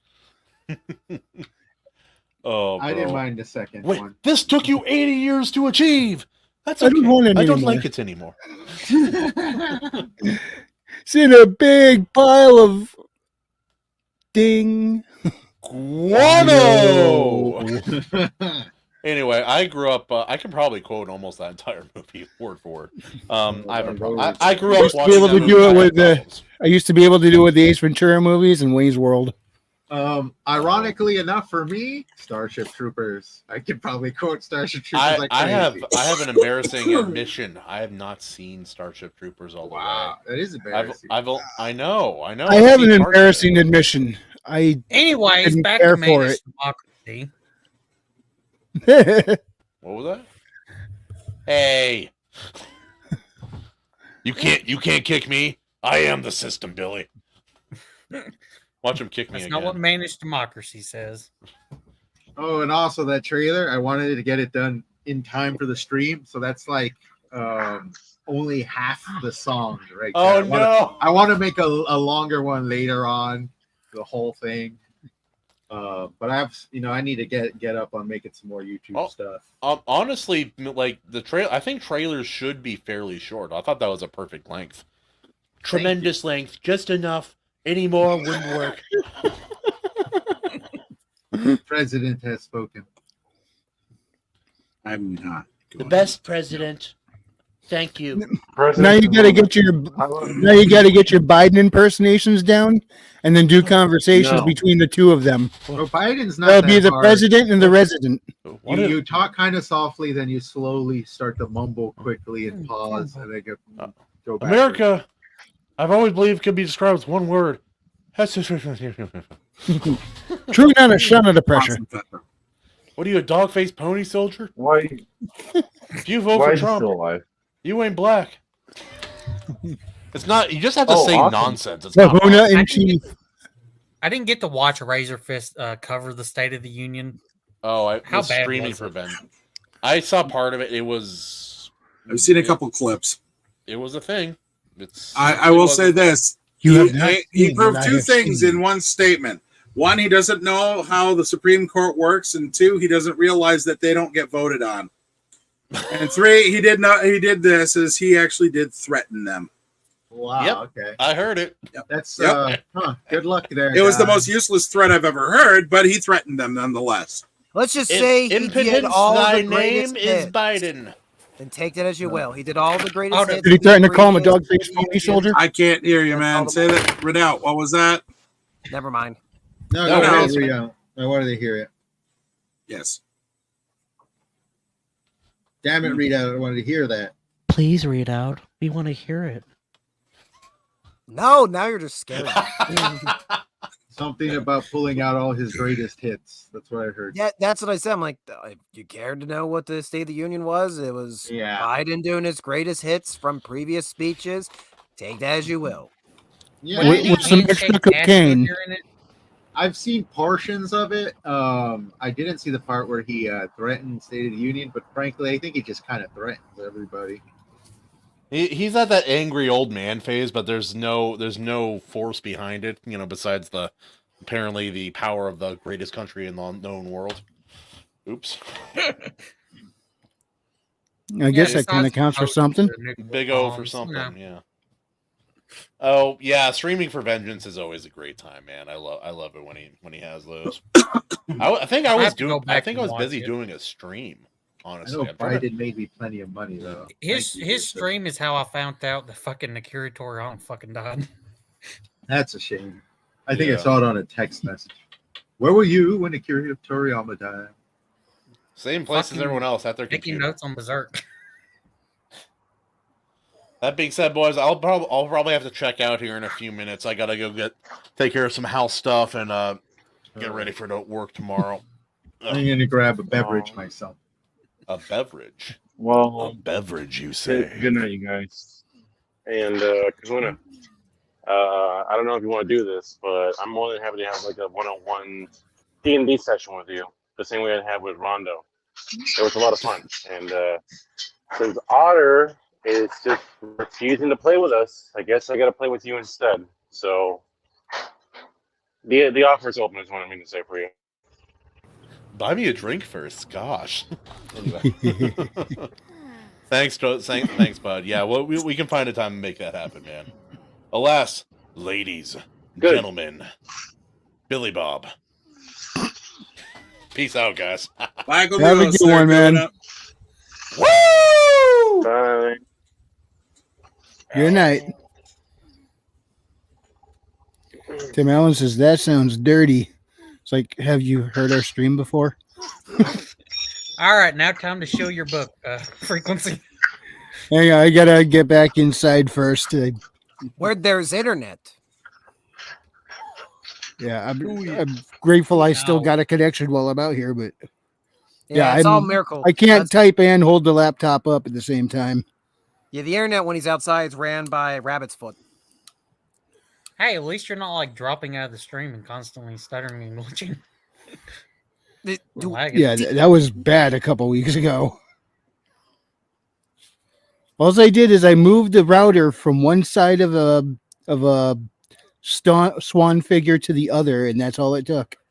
That's how the universe was being kept balanced. You moved that router, and look what happened. The whole universe just imploded. Look what we're in. Read out what video. The next step was going on the roof and adjusting the antenna.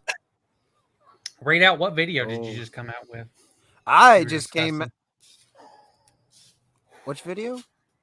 Now I'm confused. One you released a couple of days ago. I didn't get to watch it, but oh well, I mean, I had the lovely time of standing in front of a busy street in Pennsylvania and talking about George Washington's Whiskey Rebellion headquarters. That had come up recently in discussion around my house.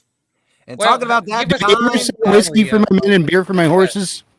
Yeah. Give us a little summary. Read out. In essence, in the early 1790s, the world's greatest founding father, Alexander Hamilton, decided to put an excise tax on whiskey, which was fine if you're living in the cities on the East Coast, but on the western side of the country, then the western fringes being western Pennsylvania and the Virginia mountains, basically you were taxing that area's currency, because to make a valid product for market in the mountains, people would distill corn into whiskey and haul it off the market that way, because it was very impractical to just do corn cobs. So people would barter with jars of whiskey. This was done regularly, and totally is not done still informally today in the Appalachian Mountains. Totally not.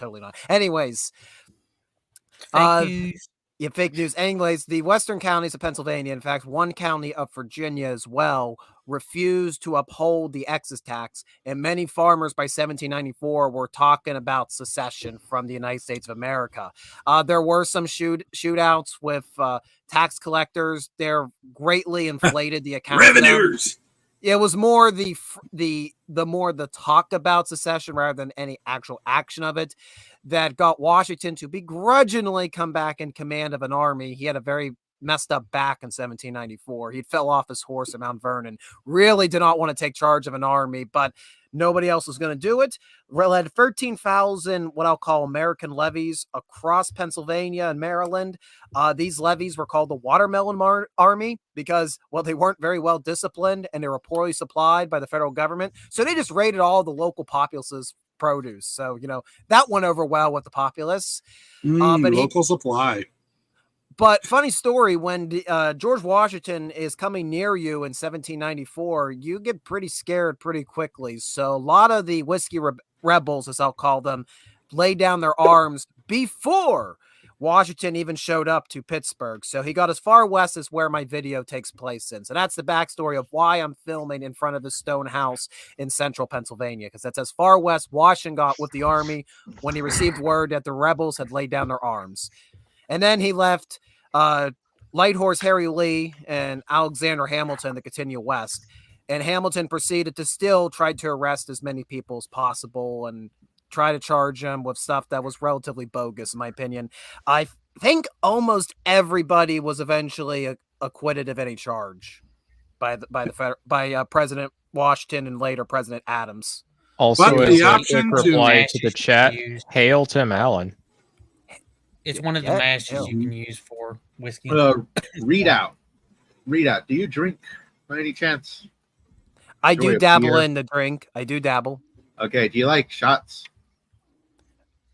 I do dabble on rare occasions. Okay, rare. That's too bad. I was going to say, if you were to talk just like you did but slowly give yourself alcohol and a history lesson at the same time and slowly become drunker on screen, you'd be a million views. No I time. probably would, but I would probably be very, very sick also. Was it Churchill? When you cover Churchill, that's what you need to do throughout the entire video. Chain smoke cigars and drink brandy like mad. Gotcha. Yeah, at least act drunk. First be all nice, clean cut, and everything, and slowly as you go, start undoing your shirt a little bit. Yeah, the worst part is probably the more I drink on those stuff, the more truthful I'll become. It's like, no, I'm not making this stuff up. This is just how batshit it is. Oh, I love history. It's so freaking crazy. Well, history can be crazy, or reality can be crazier than fiction because it's not obligated to tell the truth. Yeah, Tim got to see that Thursday. Well, gentlemen, I'm not gonna take up too much airspace. I'm gonna head out because I am getting tired. I'm gonna go work tomorrow. All right, brother. Have a good one. Have a great night, Crow. Thanks for stopping in. Have a good night, Of Storm course. Crow. Yeah, you don't get to talk to me. You blew out me one too many times. Bye. That's the And new Crow clip flies thread. away. Hold on, let me see what this one And is. there he goes.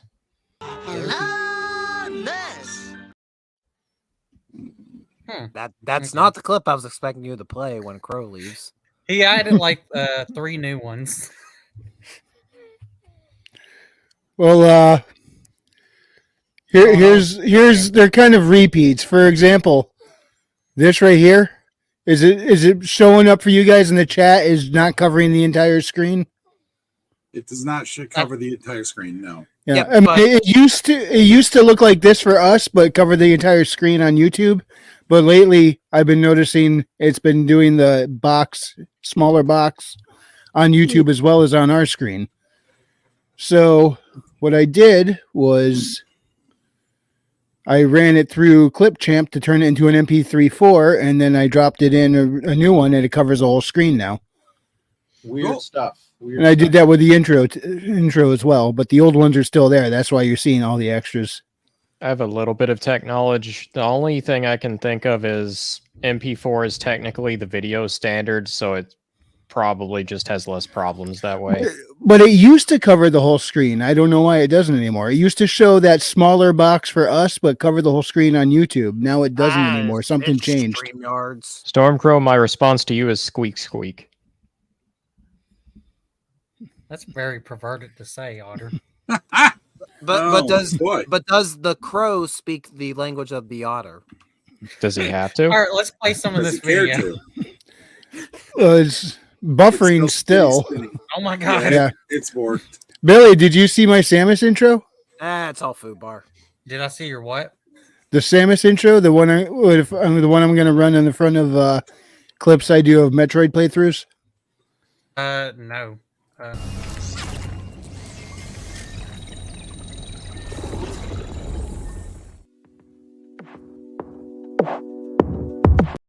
That's all it is. I just thought it was cool that I got the blue of the teleportation to blend with the blue of the intro. Are you doing a Metro playthrough? I tried to once already, but I was an idiot and didn't charge my Joy-Cons before I started. So halfway through, I had to stop. It's going to be the idea was I hadn't played in 10 months, so I was just doing a raw playthrough, letting myself record all the knocking the rust off and trying to get back in the groove. Got halfway through, and then I had an issue with the thing in the dock where it lost connection to the screen, and also that meant I lost it on the recording, and then the Joy-Cons were dying. I'm like, yeah, I'm just gonna have to stop and restart. What place were you on the play? I'll just share my screen since it seems like that's like not playing at all. Where was I in the playthrough? No, the readouts video. Let's see if not, I'll just share. There's my screen ugly full face. Former acquaintance of Washington. Okay, it's playing now. Militia during the Revolution, and David Espy invited Washington to board here while he stayed in Bedford and recruit the troops. I got a and quick decided question what for his you, next Readout. trajectory was going to be. A question. So the night of October 19th, Yeah. Washington was boarded Did in his anyone like home. This stop was you his and be like, why is headquarters this dude just like as talking the to like, Watermelon his Army own camped in the building? surrounding area. I didn't hear that. I couldn't hear you over me. You talk too loud, boy. Did anyone stop you and wonder why you're like, what are you doing? No, but there was a lady in the laundromat that was behind the camera giving me the death stare. She probably thought you were a TikToker. It's too long for TikToking. Well, it's weird. When we went to Roanoke for Big Lick, we stopped for dinner at one of our favorite restaurants there, and there was some guy just standing in the middle of an empty parking lot at around 9 in the evening, nobody around really, dancing away, and we're like, "Oh boy, oh god." Took us a minute to figure out what exactly was going on, but then it was like, oh, this is a TikTok thing, isn't it? Like, oh gosh, thank God. And he's on a phone platform, not drugs. Nice. Were the dances really bad, like really shallow? If so, then it's most likely a TikToker. If it's really bad dancing. Oh yeah, it was. I've been seeing people just standing on the side of the road dancing into their phone. Yeah, it was more rhythmic twitching. Sounds like a TikToker. Rhythmic twitching is still better dancing than I can do, and I'm supposed to be Spanish and I can't dance. What the hell? Hey, look, it's the father of Robert E. Lee. I'm a water weasel and I can dance better than that. The devil himself. You survive on cuteness alone, Otter. Yeah, it carries me through a lot of things in life. Yeah. Having that crown helps a bit too, doesn't it? Yeah, it has its perks. All I can say is I am the walrus cuckoo Volume Kachu. down.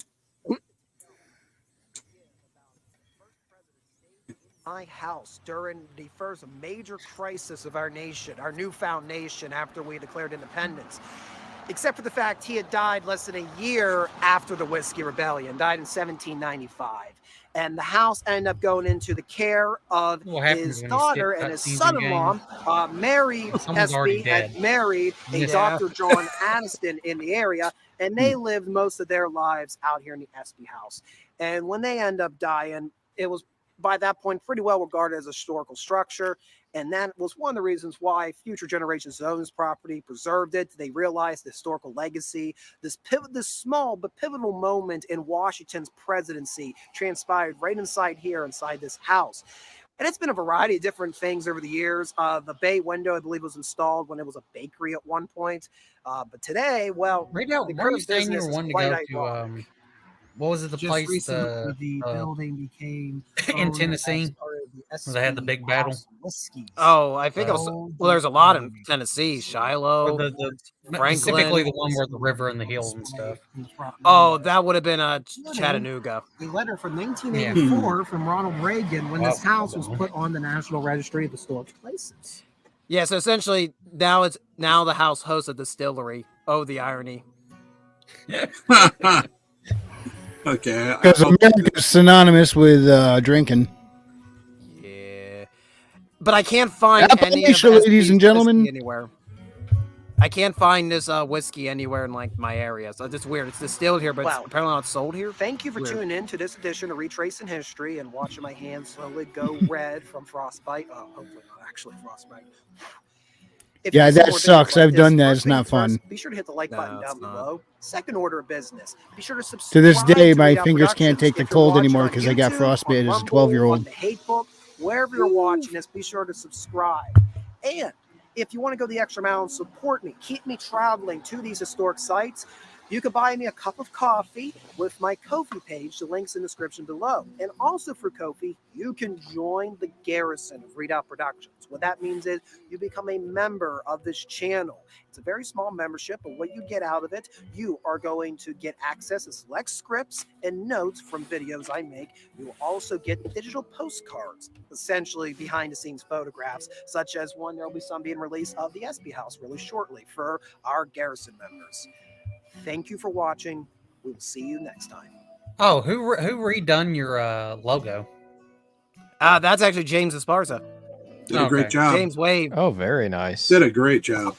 Yeah, it looks really cool. Yeah, it was fun. I appreciate it. It Now needed to look be at done. it, people. If you want a logo as good as his, Yeah, got James. Okay, go get James. I have logos, that's one of the earlier things I did in my design career. So. Yep, same. I know exactly what you're talking about. It's good.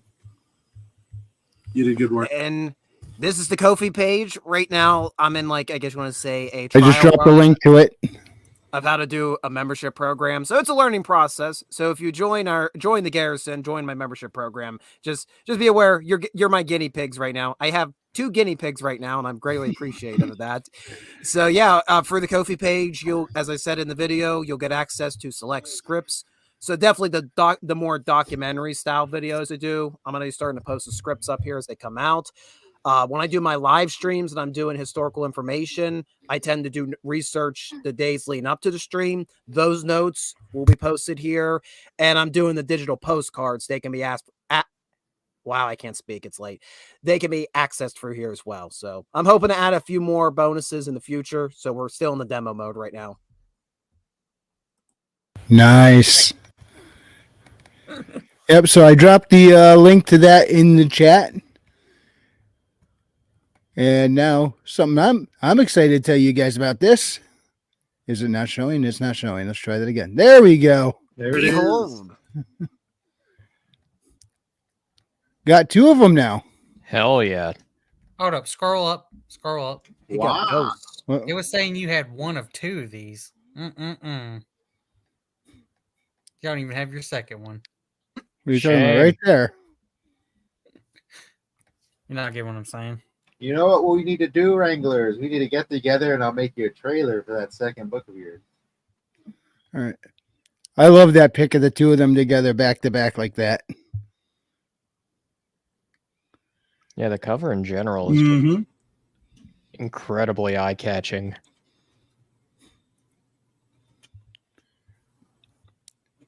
So how long did it take you to write this one, man? This took me about 2 years. So this is 2 years worth of work right here. We get to experience. Yeah, let's see if They're I releasing on April the 17th. April the 17th is released. You can pre-order for the Kindle now.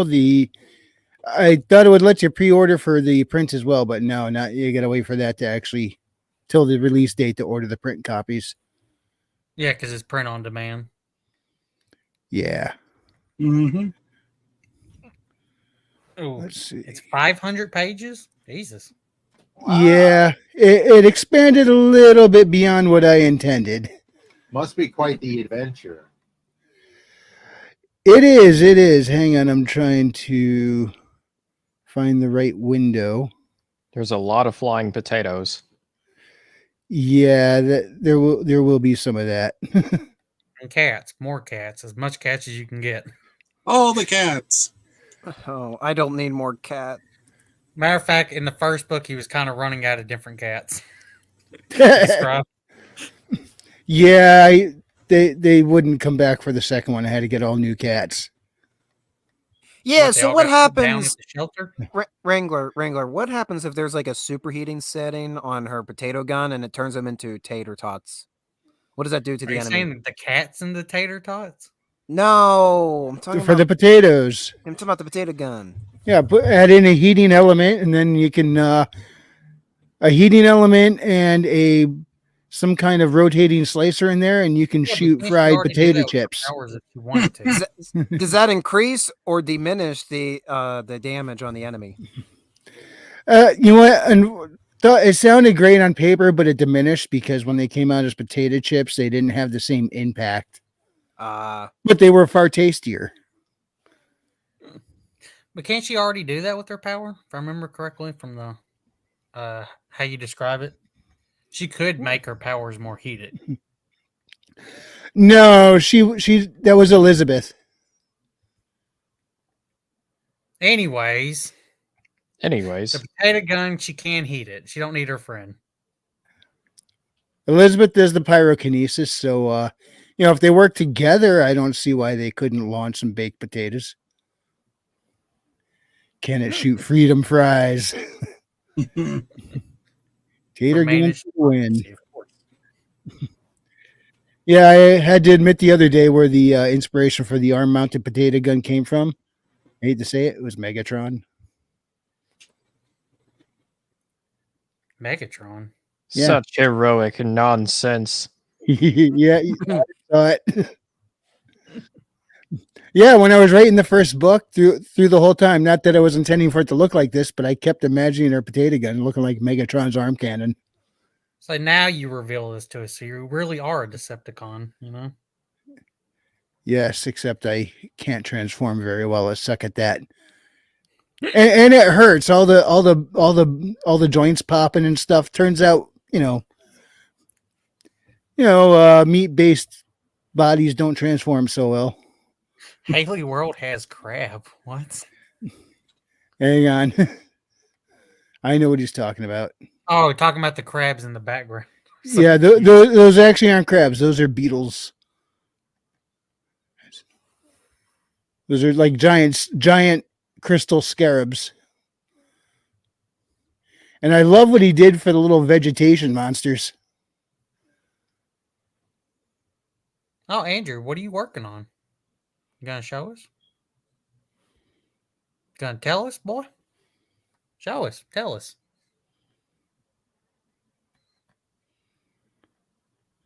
I have a few knots. The OG Transformers. Yeah, I got one too. I'm going to try and do it so in every book, a song that got played in the OG Transformers movie gets mentioned. I love that soundtrack. Correct me if I'm wrong. The only way you can get copyright on the songs is like directly typing the lyrics, correct? Yeah. I learned that after I started writing the first, and I went back and changed it to saying what song they played on the radio or whatever, not because before I would put things in there like they sang along to it or they heard this in the background, and then I found that out. I'm like, yeah, I'm gonna go remove all that right now. This is when I first started writing. I didn't know. I learned it indirectly whenever I read through The Shining. One of the preludes to one of the chapters is just the lyrics for Bad Moon Rising, word for word, and there's like a tiny little footnote pretty much saying, oh yeah, this was written with express permission by Creedence Clearwater Revival. Huh. It's so weird how that works. Yeah. You can't do also that. how You can do songs, products, and whatever else and types of cars, no problem. that's also what King did in what book was that? Freaking off my tongue. The Stand. He did that on The Stand as well. Oh, I was gonna theorize it was the Gunslinger because there's several nods to what Hey Jude. Is there on The Stand? He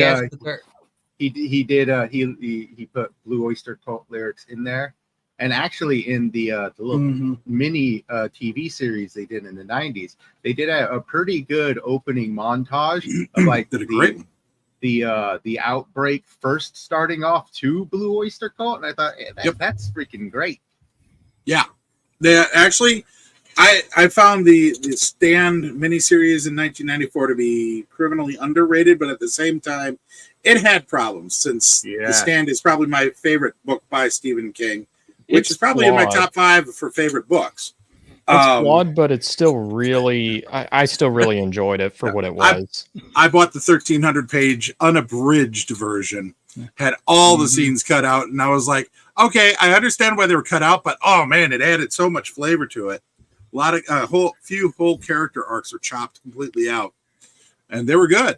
But King does write King writes off the cuff, like he doesn't do much pre-planning, so that's kind of why his book. So it's kind of very interesting.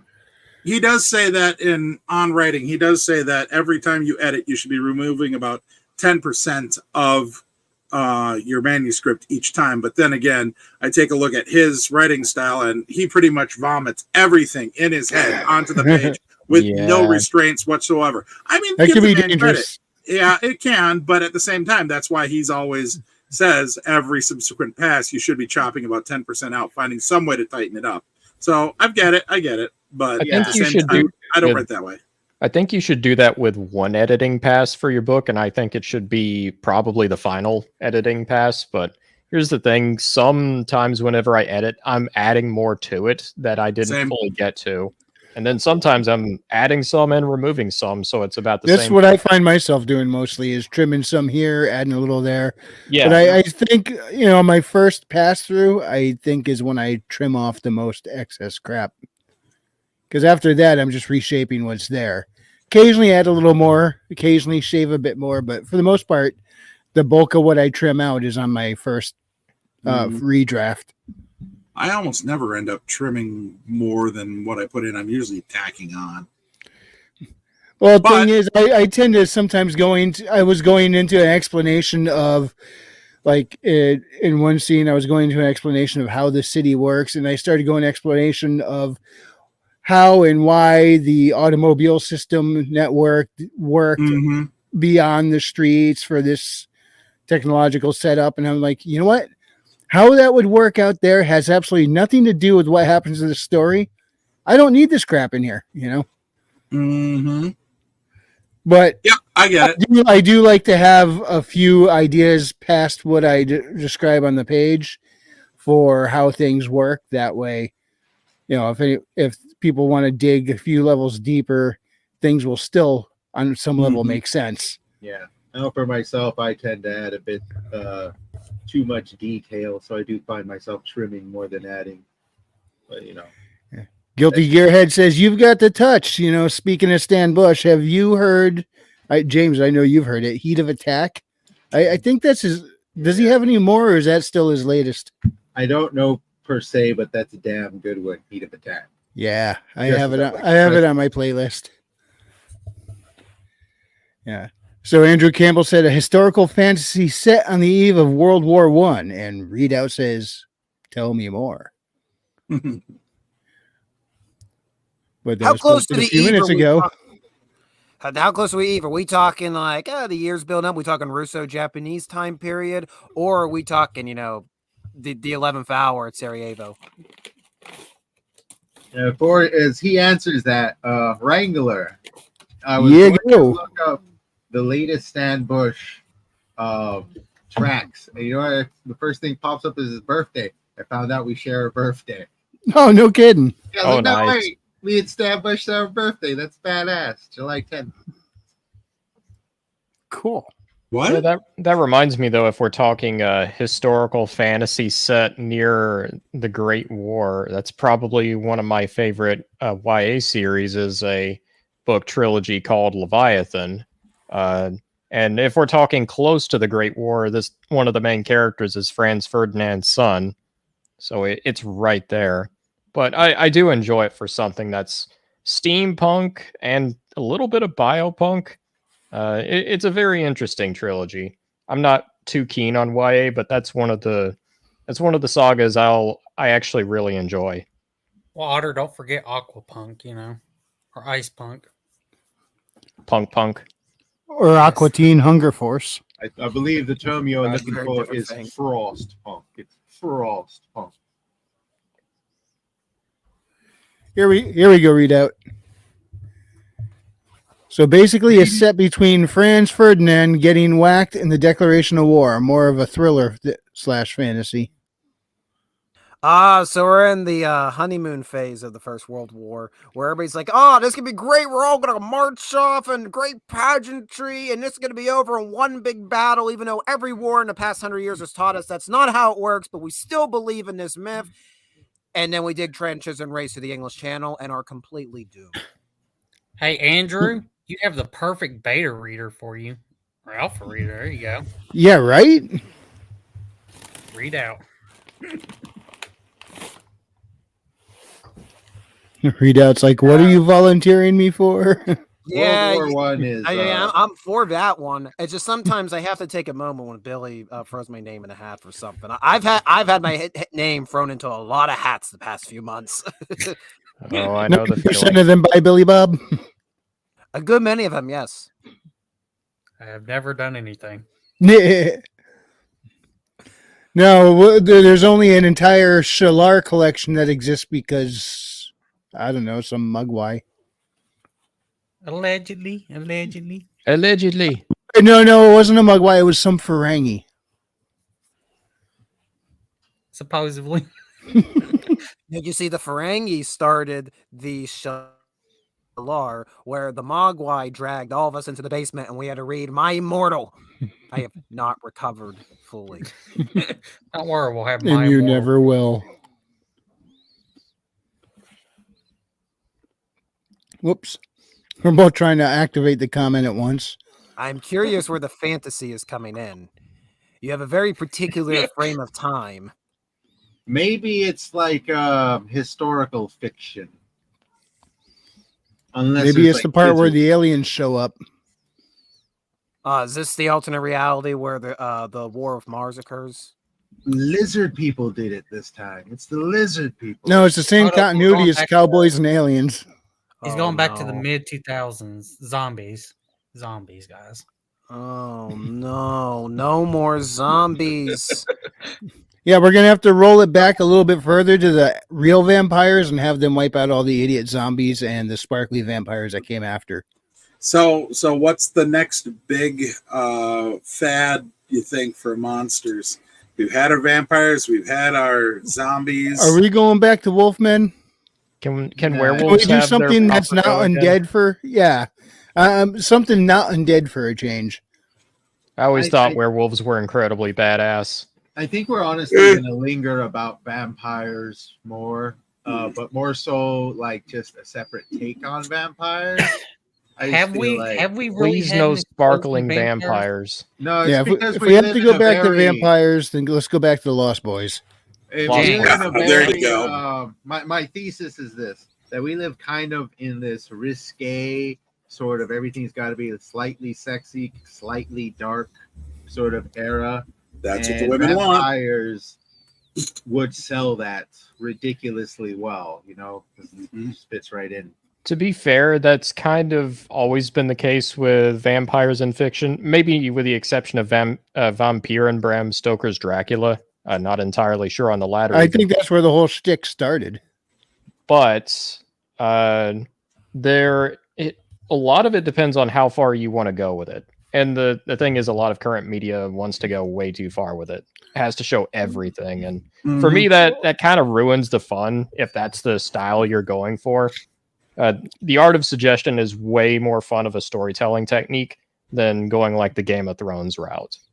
Yeah, if you want to take vampires back to their origin, it gets really wacky. Egyptian origin has to do a little something to do with Sekhmet. When is the last time we had an explosion on vampires? Like, Twilight. I'll repeat myself again. When's the last time we had an explosion on vampires? I'm trying to think. I don't have an answer for you. It's been a while. No, the Vampire say the Twilight, Masquerade or pretty Die. much mirrors the popularity. I think we've been stuck with zombies for a while. Oh God! For what? Zombies. Zambies. Oh, Zambi. Yeah. It's the Oh, problem with Zambonis. zombies; they never die. Zombies been around. Zombies been popular since the early 2000s when they redid Dawn of the Dead. And has Don't talk anybody about seen? that. Has anybody seen White Zombie? Yes, No. I own it. It's lousy. Yeah. The eye scene though is probably one of the craziest sequences of the zombies we've seen in a while. Yeah. I'm really just sick of the kind of like virus outbreak zombie setting. It's been done to death at this point, Yep. and there's several different ways you can use zombies. One of I would love to see a magical force behind it. Yes. For one. One of my Basically favorite problems. one of my Oh, favorite oh, zombies is it's done in the Thief series. It's always treated as some sort of like mysterious, almost Lovecraftian type of magic, and it's like there's hardly anything kind of like influenced by it. It's just a natural force of the world. If somebody died in a bad way, they're likely gonna come back as a zombie. It's haunted. I'm like, oh, that's way more fun. And Those are evolving. revenants. Yeah. Check it out. I got the Otter? perfect one. All right, Yeah. go ahead. I'm talking right after the Yeah, the Red Dead Redemption DLC. I mean, it's magical. Oh yeah, Zombies. that is true. That is actually, I love that idea. I'd like to see more zombies versus cowboys, but I just came up with the perfect one that I instantly forgot. So I will come back to you. It goes back to mine. I do prefer the shambling zombies over the ones that break out into a full Olympic sprint. Okay, it came back because my mind is brilliant. So you have a necromancer in a modern day, but he doesn't know he's a necromancer, how he's doing it. But he just walks around and someone dies around him and it comes back to life as a zombie. He starts realizing it's him somehow. So it's just him just trying to get away from people dying. And there's your film. So nobody really has a good idea of what monster next that is possibly going to be the next big fad. It's always going to be cryptids, man. They're the number one. Sasquatch. I'm for that, Andrew Campbell. Harry and the Hendersons. The horror movie. I guess actually right now there is a fad, and it is cryptids, like different sorts of creatures lingering in the dark woods somewhere, killing people. Yeah, okay, I could see sort of that. That's for sure. Us some love our chupacabras. horrors of It's still- unspeakable horror. It still feels like that's kind of an untapped field. I'm not sure about that. I mean, technically, that's something the X-Files goes into a bit, but see you, Andrew. It hasn't been completely oversaturated. It's because it's very large. You know, you got a ton of different cryptids out there. If there's going to be mummies, there better be Brendan Fraser fighting them. Mummies would be interesting, but aren't they just like they're just undead again? They're the least threatening of them. Really Frequency. Well, they're not eating imagine brains. they bring Brendan Depends. Fraser back, but he's like the same weight. Like they do the same set and like the weight he had in like the whale. Oh no! it'll be like the Incredibles when Mr. Incredible's trying to slip back into his old uniform. The mummy's shambling after him. He's just maneuvering his wheelchair. His rascal. Oh God! Imagine. But no, mummies. I think mummies are more of a true undead where there's a sentience there, where zombies are just pretty much meat golems. Unfortunately for mummies, I've been ruined by Palawa Joko out of Guild Wars 2. That guy is just nuts. I love it. I need to get back into Guild Wars 2 eventually. It's a pretty good one. Yeah. Living World Season 4 is where Palawa Joko goes from a bit of a joke to, holy crap, this is scary. Oh, maybe witches come back. Oh God, that's what we need, more gospel. Please no. 90s. Please no, no. All right. The original Run of Charms was cool. They tried to bring it back. They messed it up. Then they want to do Dark Adventures of Sabrina, and they're just enough. Oh, are you talking about the Netflix one? Here's a prediction. Sabrina Nature one? turning on man. There we go. It would fit the whole, Wait, wasn't that the Mark Wahlberg movie with the? That's sort of what's happening. Yeah, The Happening. The happening. Maybe animals. Animals taking. What? No. No, there's a new one out. There's a new movie, a new horror movie out about nature. I'm trying to remember what it is. It's called Allergy Season. You know, what was my Hay favorite fever. nature attacking man sort of vibe was actually the killer plants are pretty much most of Jumanji. That was my favorite one. I saw the first Jumanji with Robin Williams. That was the only one. Only one you need to see. The other one is kind of fun, but there's you're not missing anything. I think I watched some of the new one. It was okay. Yeah, it's fun. It's not It's bad. all right. But, it's a take it or leave it. I feel like the Robin Williams ones it has entered, the state of being a classic, at least in my eyes. The best bit of that movie is seeing that police car just grow increasingly more deteriorated from all the crap that occurs to it before the vines just come out, just eat it and just yeet it away. And he's just like, fine, take it. That was a piece of mercy for that car. It really was. That was funny. All right, I need to rewatch Conan and I need to rewatch Jumanji now. It's been a while. Jumanji was a pseudo horror. I like that one. Conan is one of my all-time favorite movies. I really enjoy that film. Oh yeah, Almighty Lolly. He did a really good. Although I do kind of like how in the second one, when they found the guy holed up in a shack in the jungle, they're like, "Nice place you built," and he's like, "No, I didn't make it. I'm just here now." And you look up and you saw Robin Williams' character's initials carved in. It was his character that built that shack. Mm. So I it's thought nice you were how talking about Conan for a second. Yeah, I was about Yeah, to well, say. when Robin Williams was remember playing that being Conan, earlier. and Conan was talking like he was Popeye. Oh. Robin Williams is in the Hyborian Age. I would Oh, pay no. money for that. That would actually be Let him play every part, do every role, the whole thing. He'll show up as the genie, the weirdest crossover, Aladdin and Conan. No, just have a Legend of Zelda movie where he's playing every role. Oh dear Lord! You know, I just did a quick flip through on different trailers in the upcoming here. Ghosts and nature seem to be the new trend growing at the moment. Ghosts, is it ghosts or is it demons? Because demons have always been there. They're cheap to make because you don't actually have to see them. Yeah, I think the phrase both is appropriate for that. Yeah, because like, what is a ghost? It's a freaking sheet moving. That's really cheap to do. Listen, no disrespect. You don't need CGI for that. I was watching a Mystery Science Theater 3000 from back in, I think it was mid-90s. And they were watching some movie where the main character started getting knocked around by something invisible. And they were trying to figure out how to fight what they can't see. And somebody finally took a sheet, threw it up, and then it landed. And so now you got sheets over the guys. And they're like, oh, geez, they couldn't even afford to hire actors for this movie. Good one. Beautiful. I really Oh, can't wait. do. I don't know if you want to call it, would it be supernatural or if you want to call it demonic, like horror movies. Yeah. I Very really can't. formulaic.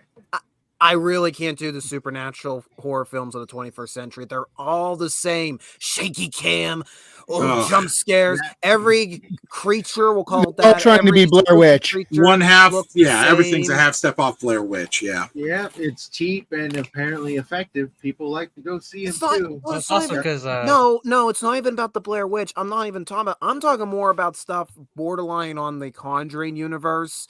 I know some people really love it, but I just never can get into that stuff. It all what is looks it the called? same. That the Paranormal Activity. That's the Yeah, one. I was about to God. mention Paranormal Activity. that is because found footage. I forgot the original budget for that movie, but they made like hundreds of fucking $1 million off of it. And just It kept was pumping them out. Even And everyone went, quote, "Oh unquote, shit, we can make that." People put better products on YouTube than that. Even a lot of the quote unquote good horror movies over the last 10 to 15 years, I just don't really care for. I'm talking movies like what are a few good ones? Like The Witch comes to mind. I wasn't very impressed with that movie. Nah, I didn't care for The Witch. I enjoyed The Lighthouse, but I did not like The Witch. I have not seen The Lighthouse. It's actually one I do want to see. Was it a horror movie? Lighthouse? Oh yeah, Warlock. I found the one movie that I was trying to figure out what it was. Lovely, Dark, and Deep is coming out, and it's like people disappearing in the woods, and then the ghosts there, and it's following a park ranger, and it starts getting weirder and weirder. So yeah, I guess the trend of ghosts in the woods and cryptids probably is sort of the next trend, at least a minor trend of what's to come. And the We'll woods see if something hits aspect- that blows it all up. The woods aspect has become popular for two aspects. One of them is the environmental one, and the other Yeah. one is actually, believe it or not, the creepy pastas. Because half of them take place in Oh the woods. yeah. Hey, if we're talking about the next big thing, let's No. not overlook something huge that's happening right now. Kaijus. Oh yeah. Hold What up. do we got on the kaiju front? I like kaiju. So- I mean, I They're gonna think come its out steam with is new running out now, but it's been going on right now. Hold That's up. The true. next hit ghost movie is going to be a ghost that specifically targets your internet, takes it out. You know, The next On- AI Ghost in the Shell? No. Well, they have that movie. What is it called? It's Phase or something like that. They made like an American version. And it's basically ghosts coming through electronics, and you have to go to where there's like no Wi-Fi signal to be safe from them. It came out like a decade ago. I forget what it's called. Supernatural Yeah, but this one's hackers. specifically, Frequency, I hacking think your it's accounts called and getting you Frequency. canceled. You know, making you look bad on the internet. That's the ghost. That's be the new story. I don't need the ghost to haunt me to do that. I can do that perfectly fine on my own. Tim Allen says Vincent Price's Edgar Allan Poe movies were awesome. Oh, I will I've never mention watched one. that the Edgar brothers who did The Witch, they did Lighthouse, they did a Northman, they're gonna do a remake of Nosferatu, which of course I would normally like, why would you do that?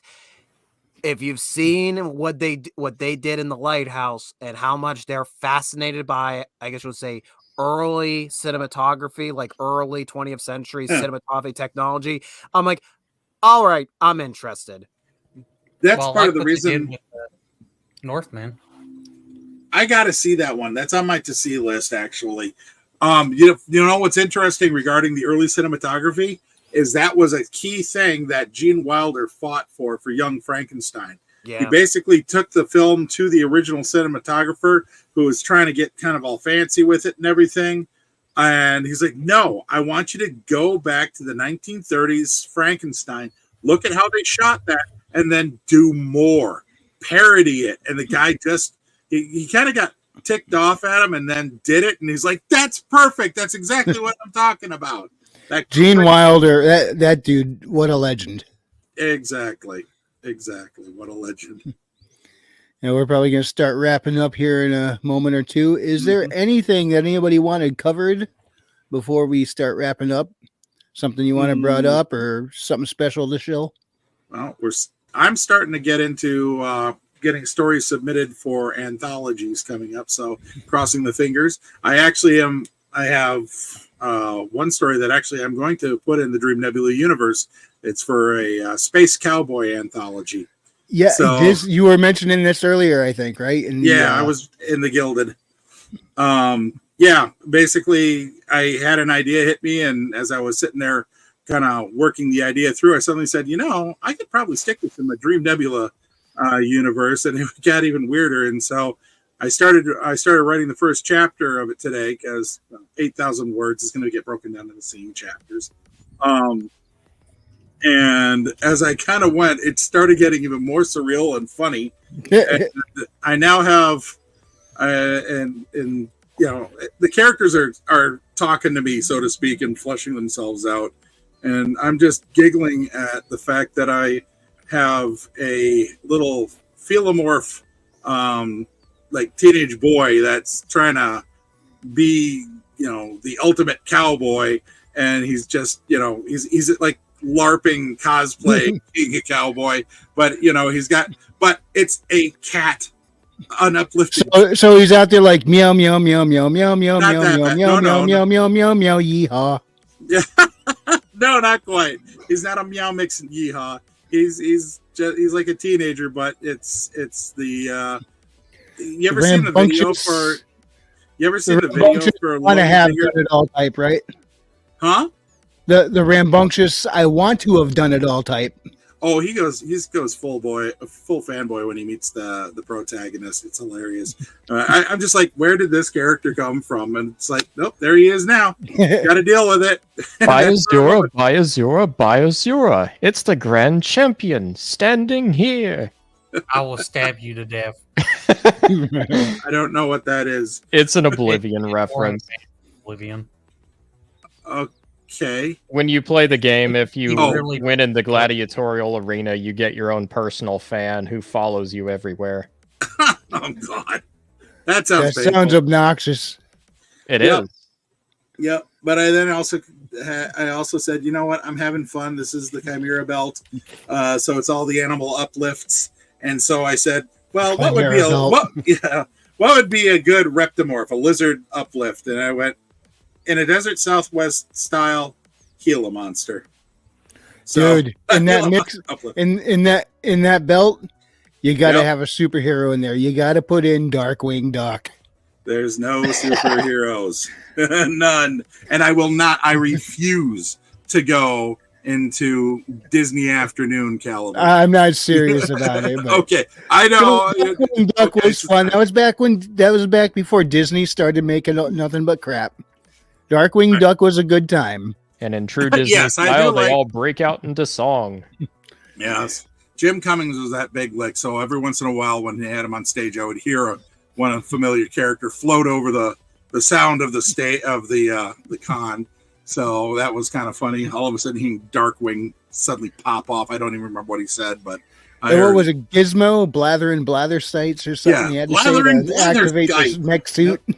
Yep, exactly. That was the. Why do I remember this stuff? Gizmo Gearless, you are a child of I don't know when who wasted your youth on Disney Afternoon at some point.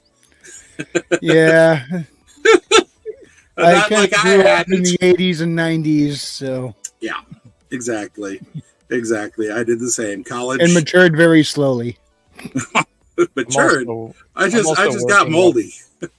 I'm also working on polishing a few short stories that I've nearly got finished. One I actually plan on sending out to a magazine if it ends up helping. I had a man behind the screen beta read, and he gave some really good suggestions. Cool.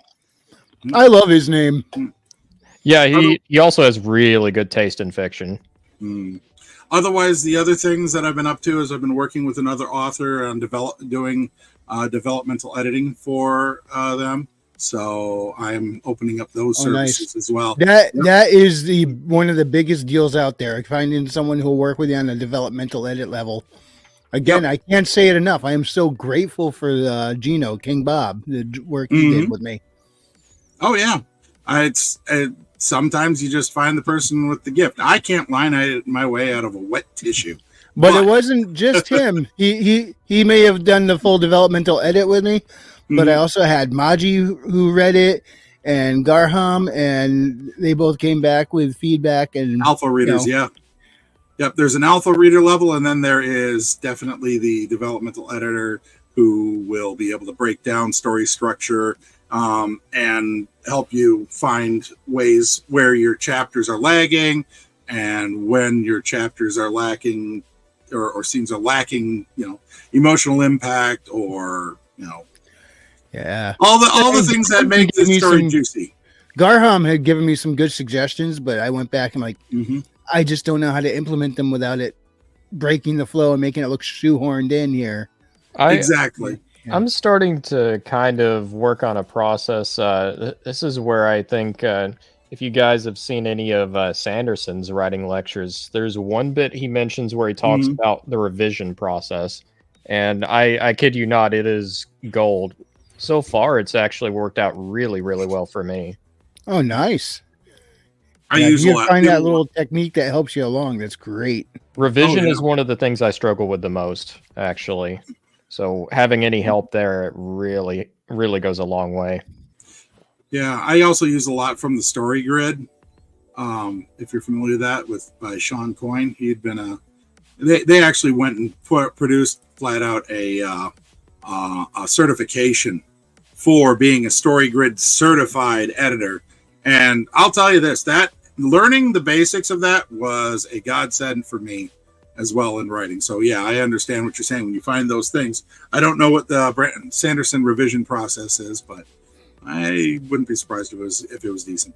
It's pretty simple. All it really boils down to is you outline, then you do your first draft, make a revision guide based off what you read of it, go through another pass, then hand it off to alpha readers, developmental editors, create a second guide, do another pass, beta readers, another revision guide, do a pass, polish, final editing, and then bam, you're done. That'll take me 5 minutes. By minutes, you meant years. Gotcha. Oh yeah, I was. The math on that was fifth dimensional. You're sneaky. Go through a wormhole. Thinking outside the box, I see. Thinking outside, but pressed right up against the box. Yep. But yeah, that's saying things like schnozberries taste like schnozberries. Yeah, I just have a deadline then coming up on the 22nd for the Space Cowboy. So at least it's moving along. I have another deadline on Thursday for one I'm submitting for IronAge Media with the prompts. So I had a good idea hit with that, and so that'll be coming out very shortly. Awesome. Yeah. So like this week, you'll get get my prompt submission for the pit prompt that he did. So Sweet. That's what I've been up to. And of course, as I gave you my link there for my for the webpage, the blog always has, you know, the most recent news I am fit and not lazy enough to not mention, our upcoming schedules for appearances, as well as where you can buy our books direct. And we also have media appearances that I put up. I update monthly, and just various this, that, and the other thing. You can also get access to my other channels.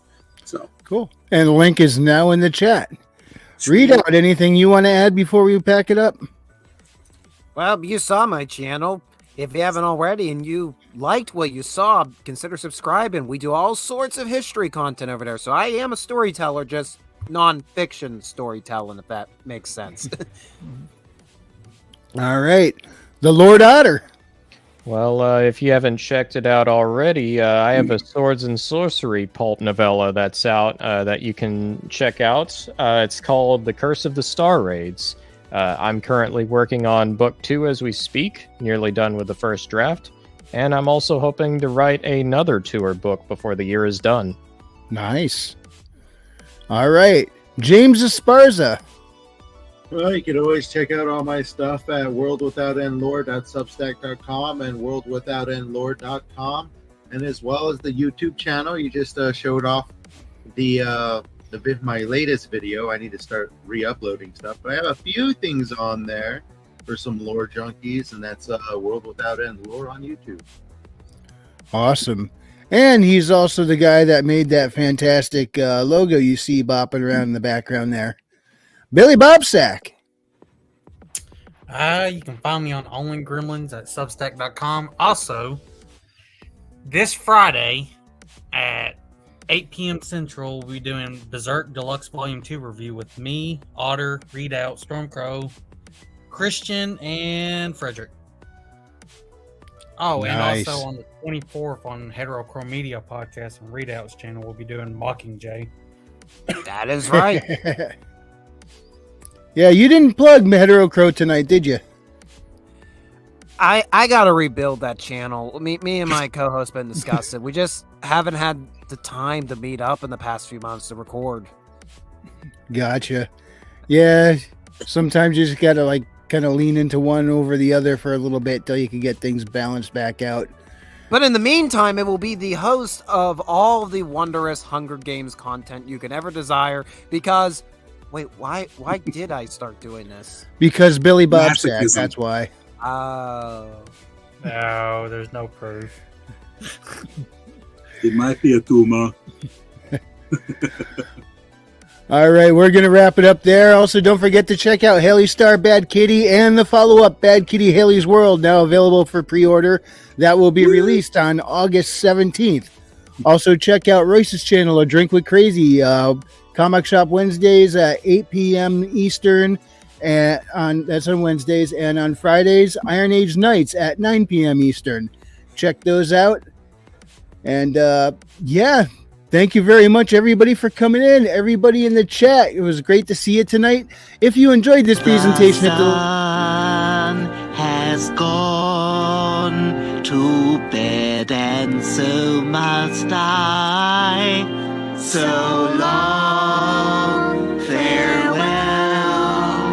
Auf Wiedersehen, goodbye, goodbye.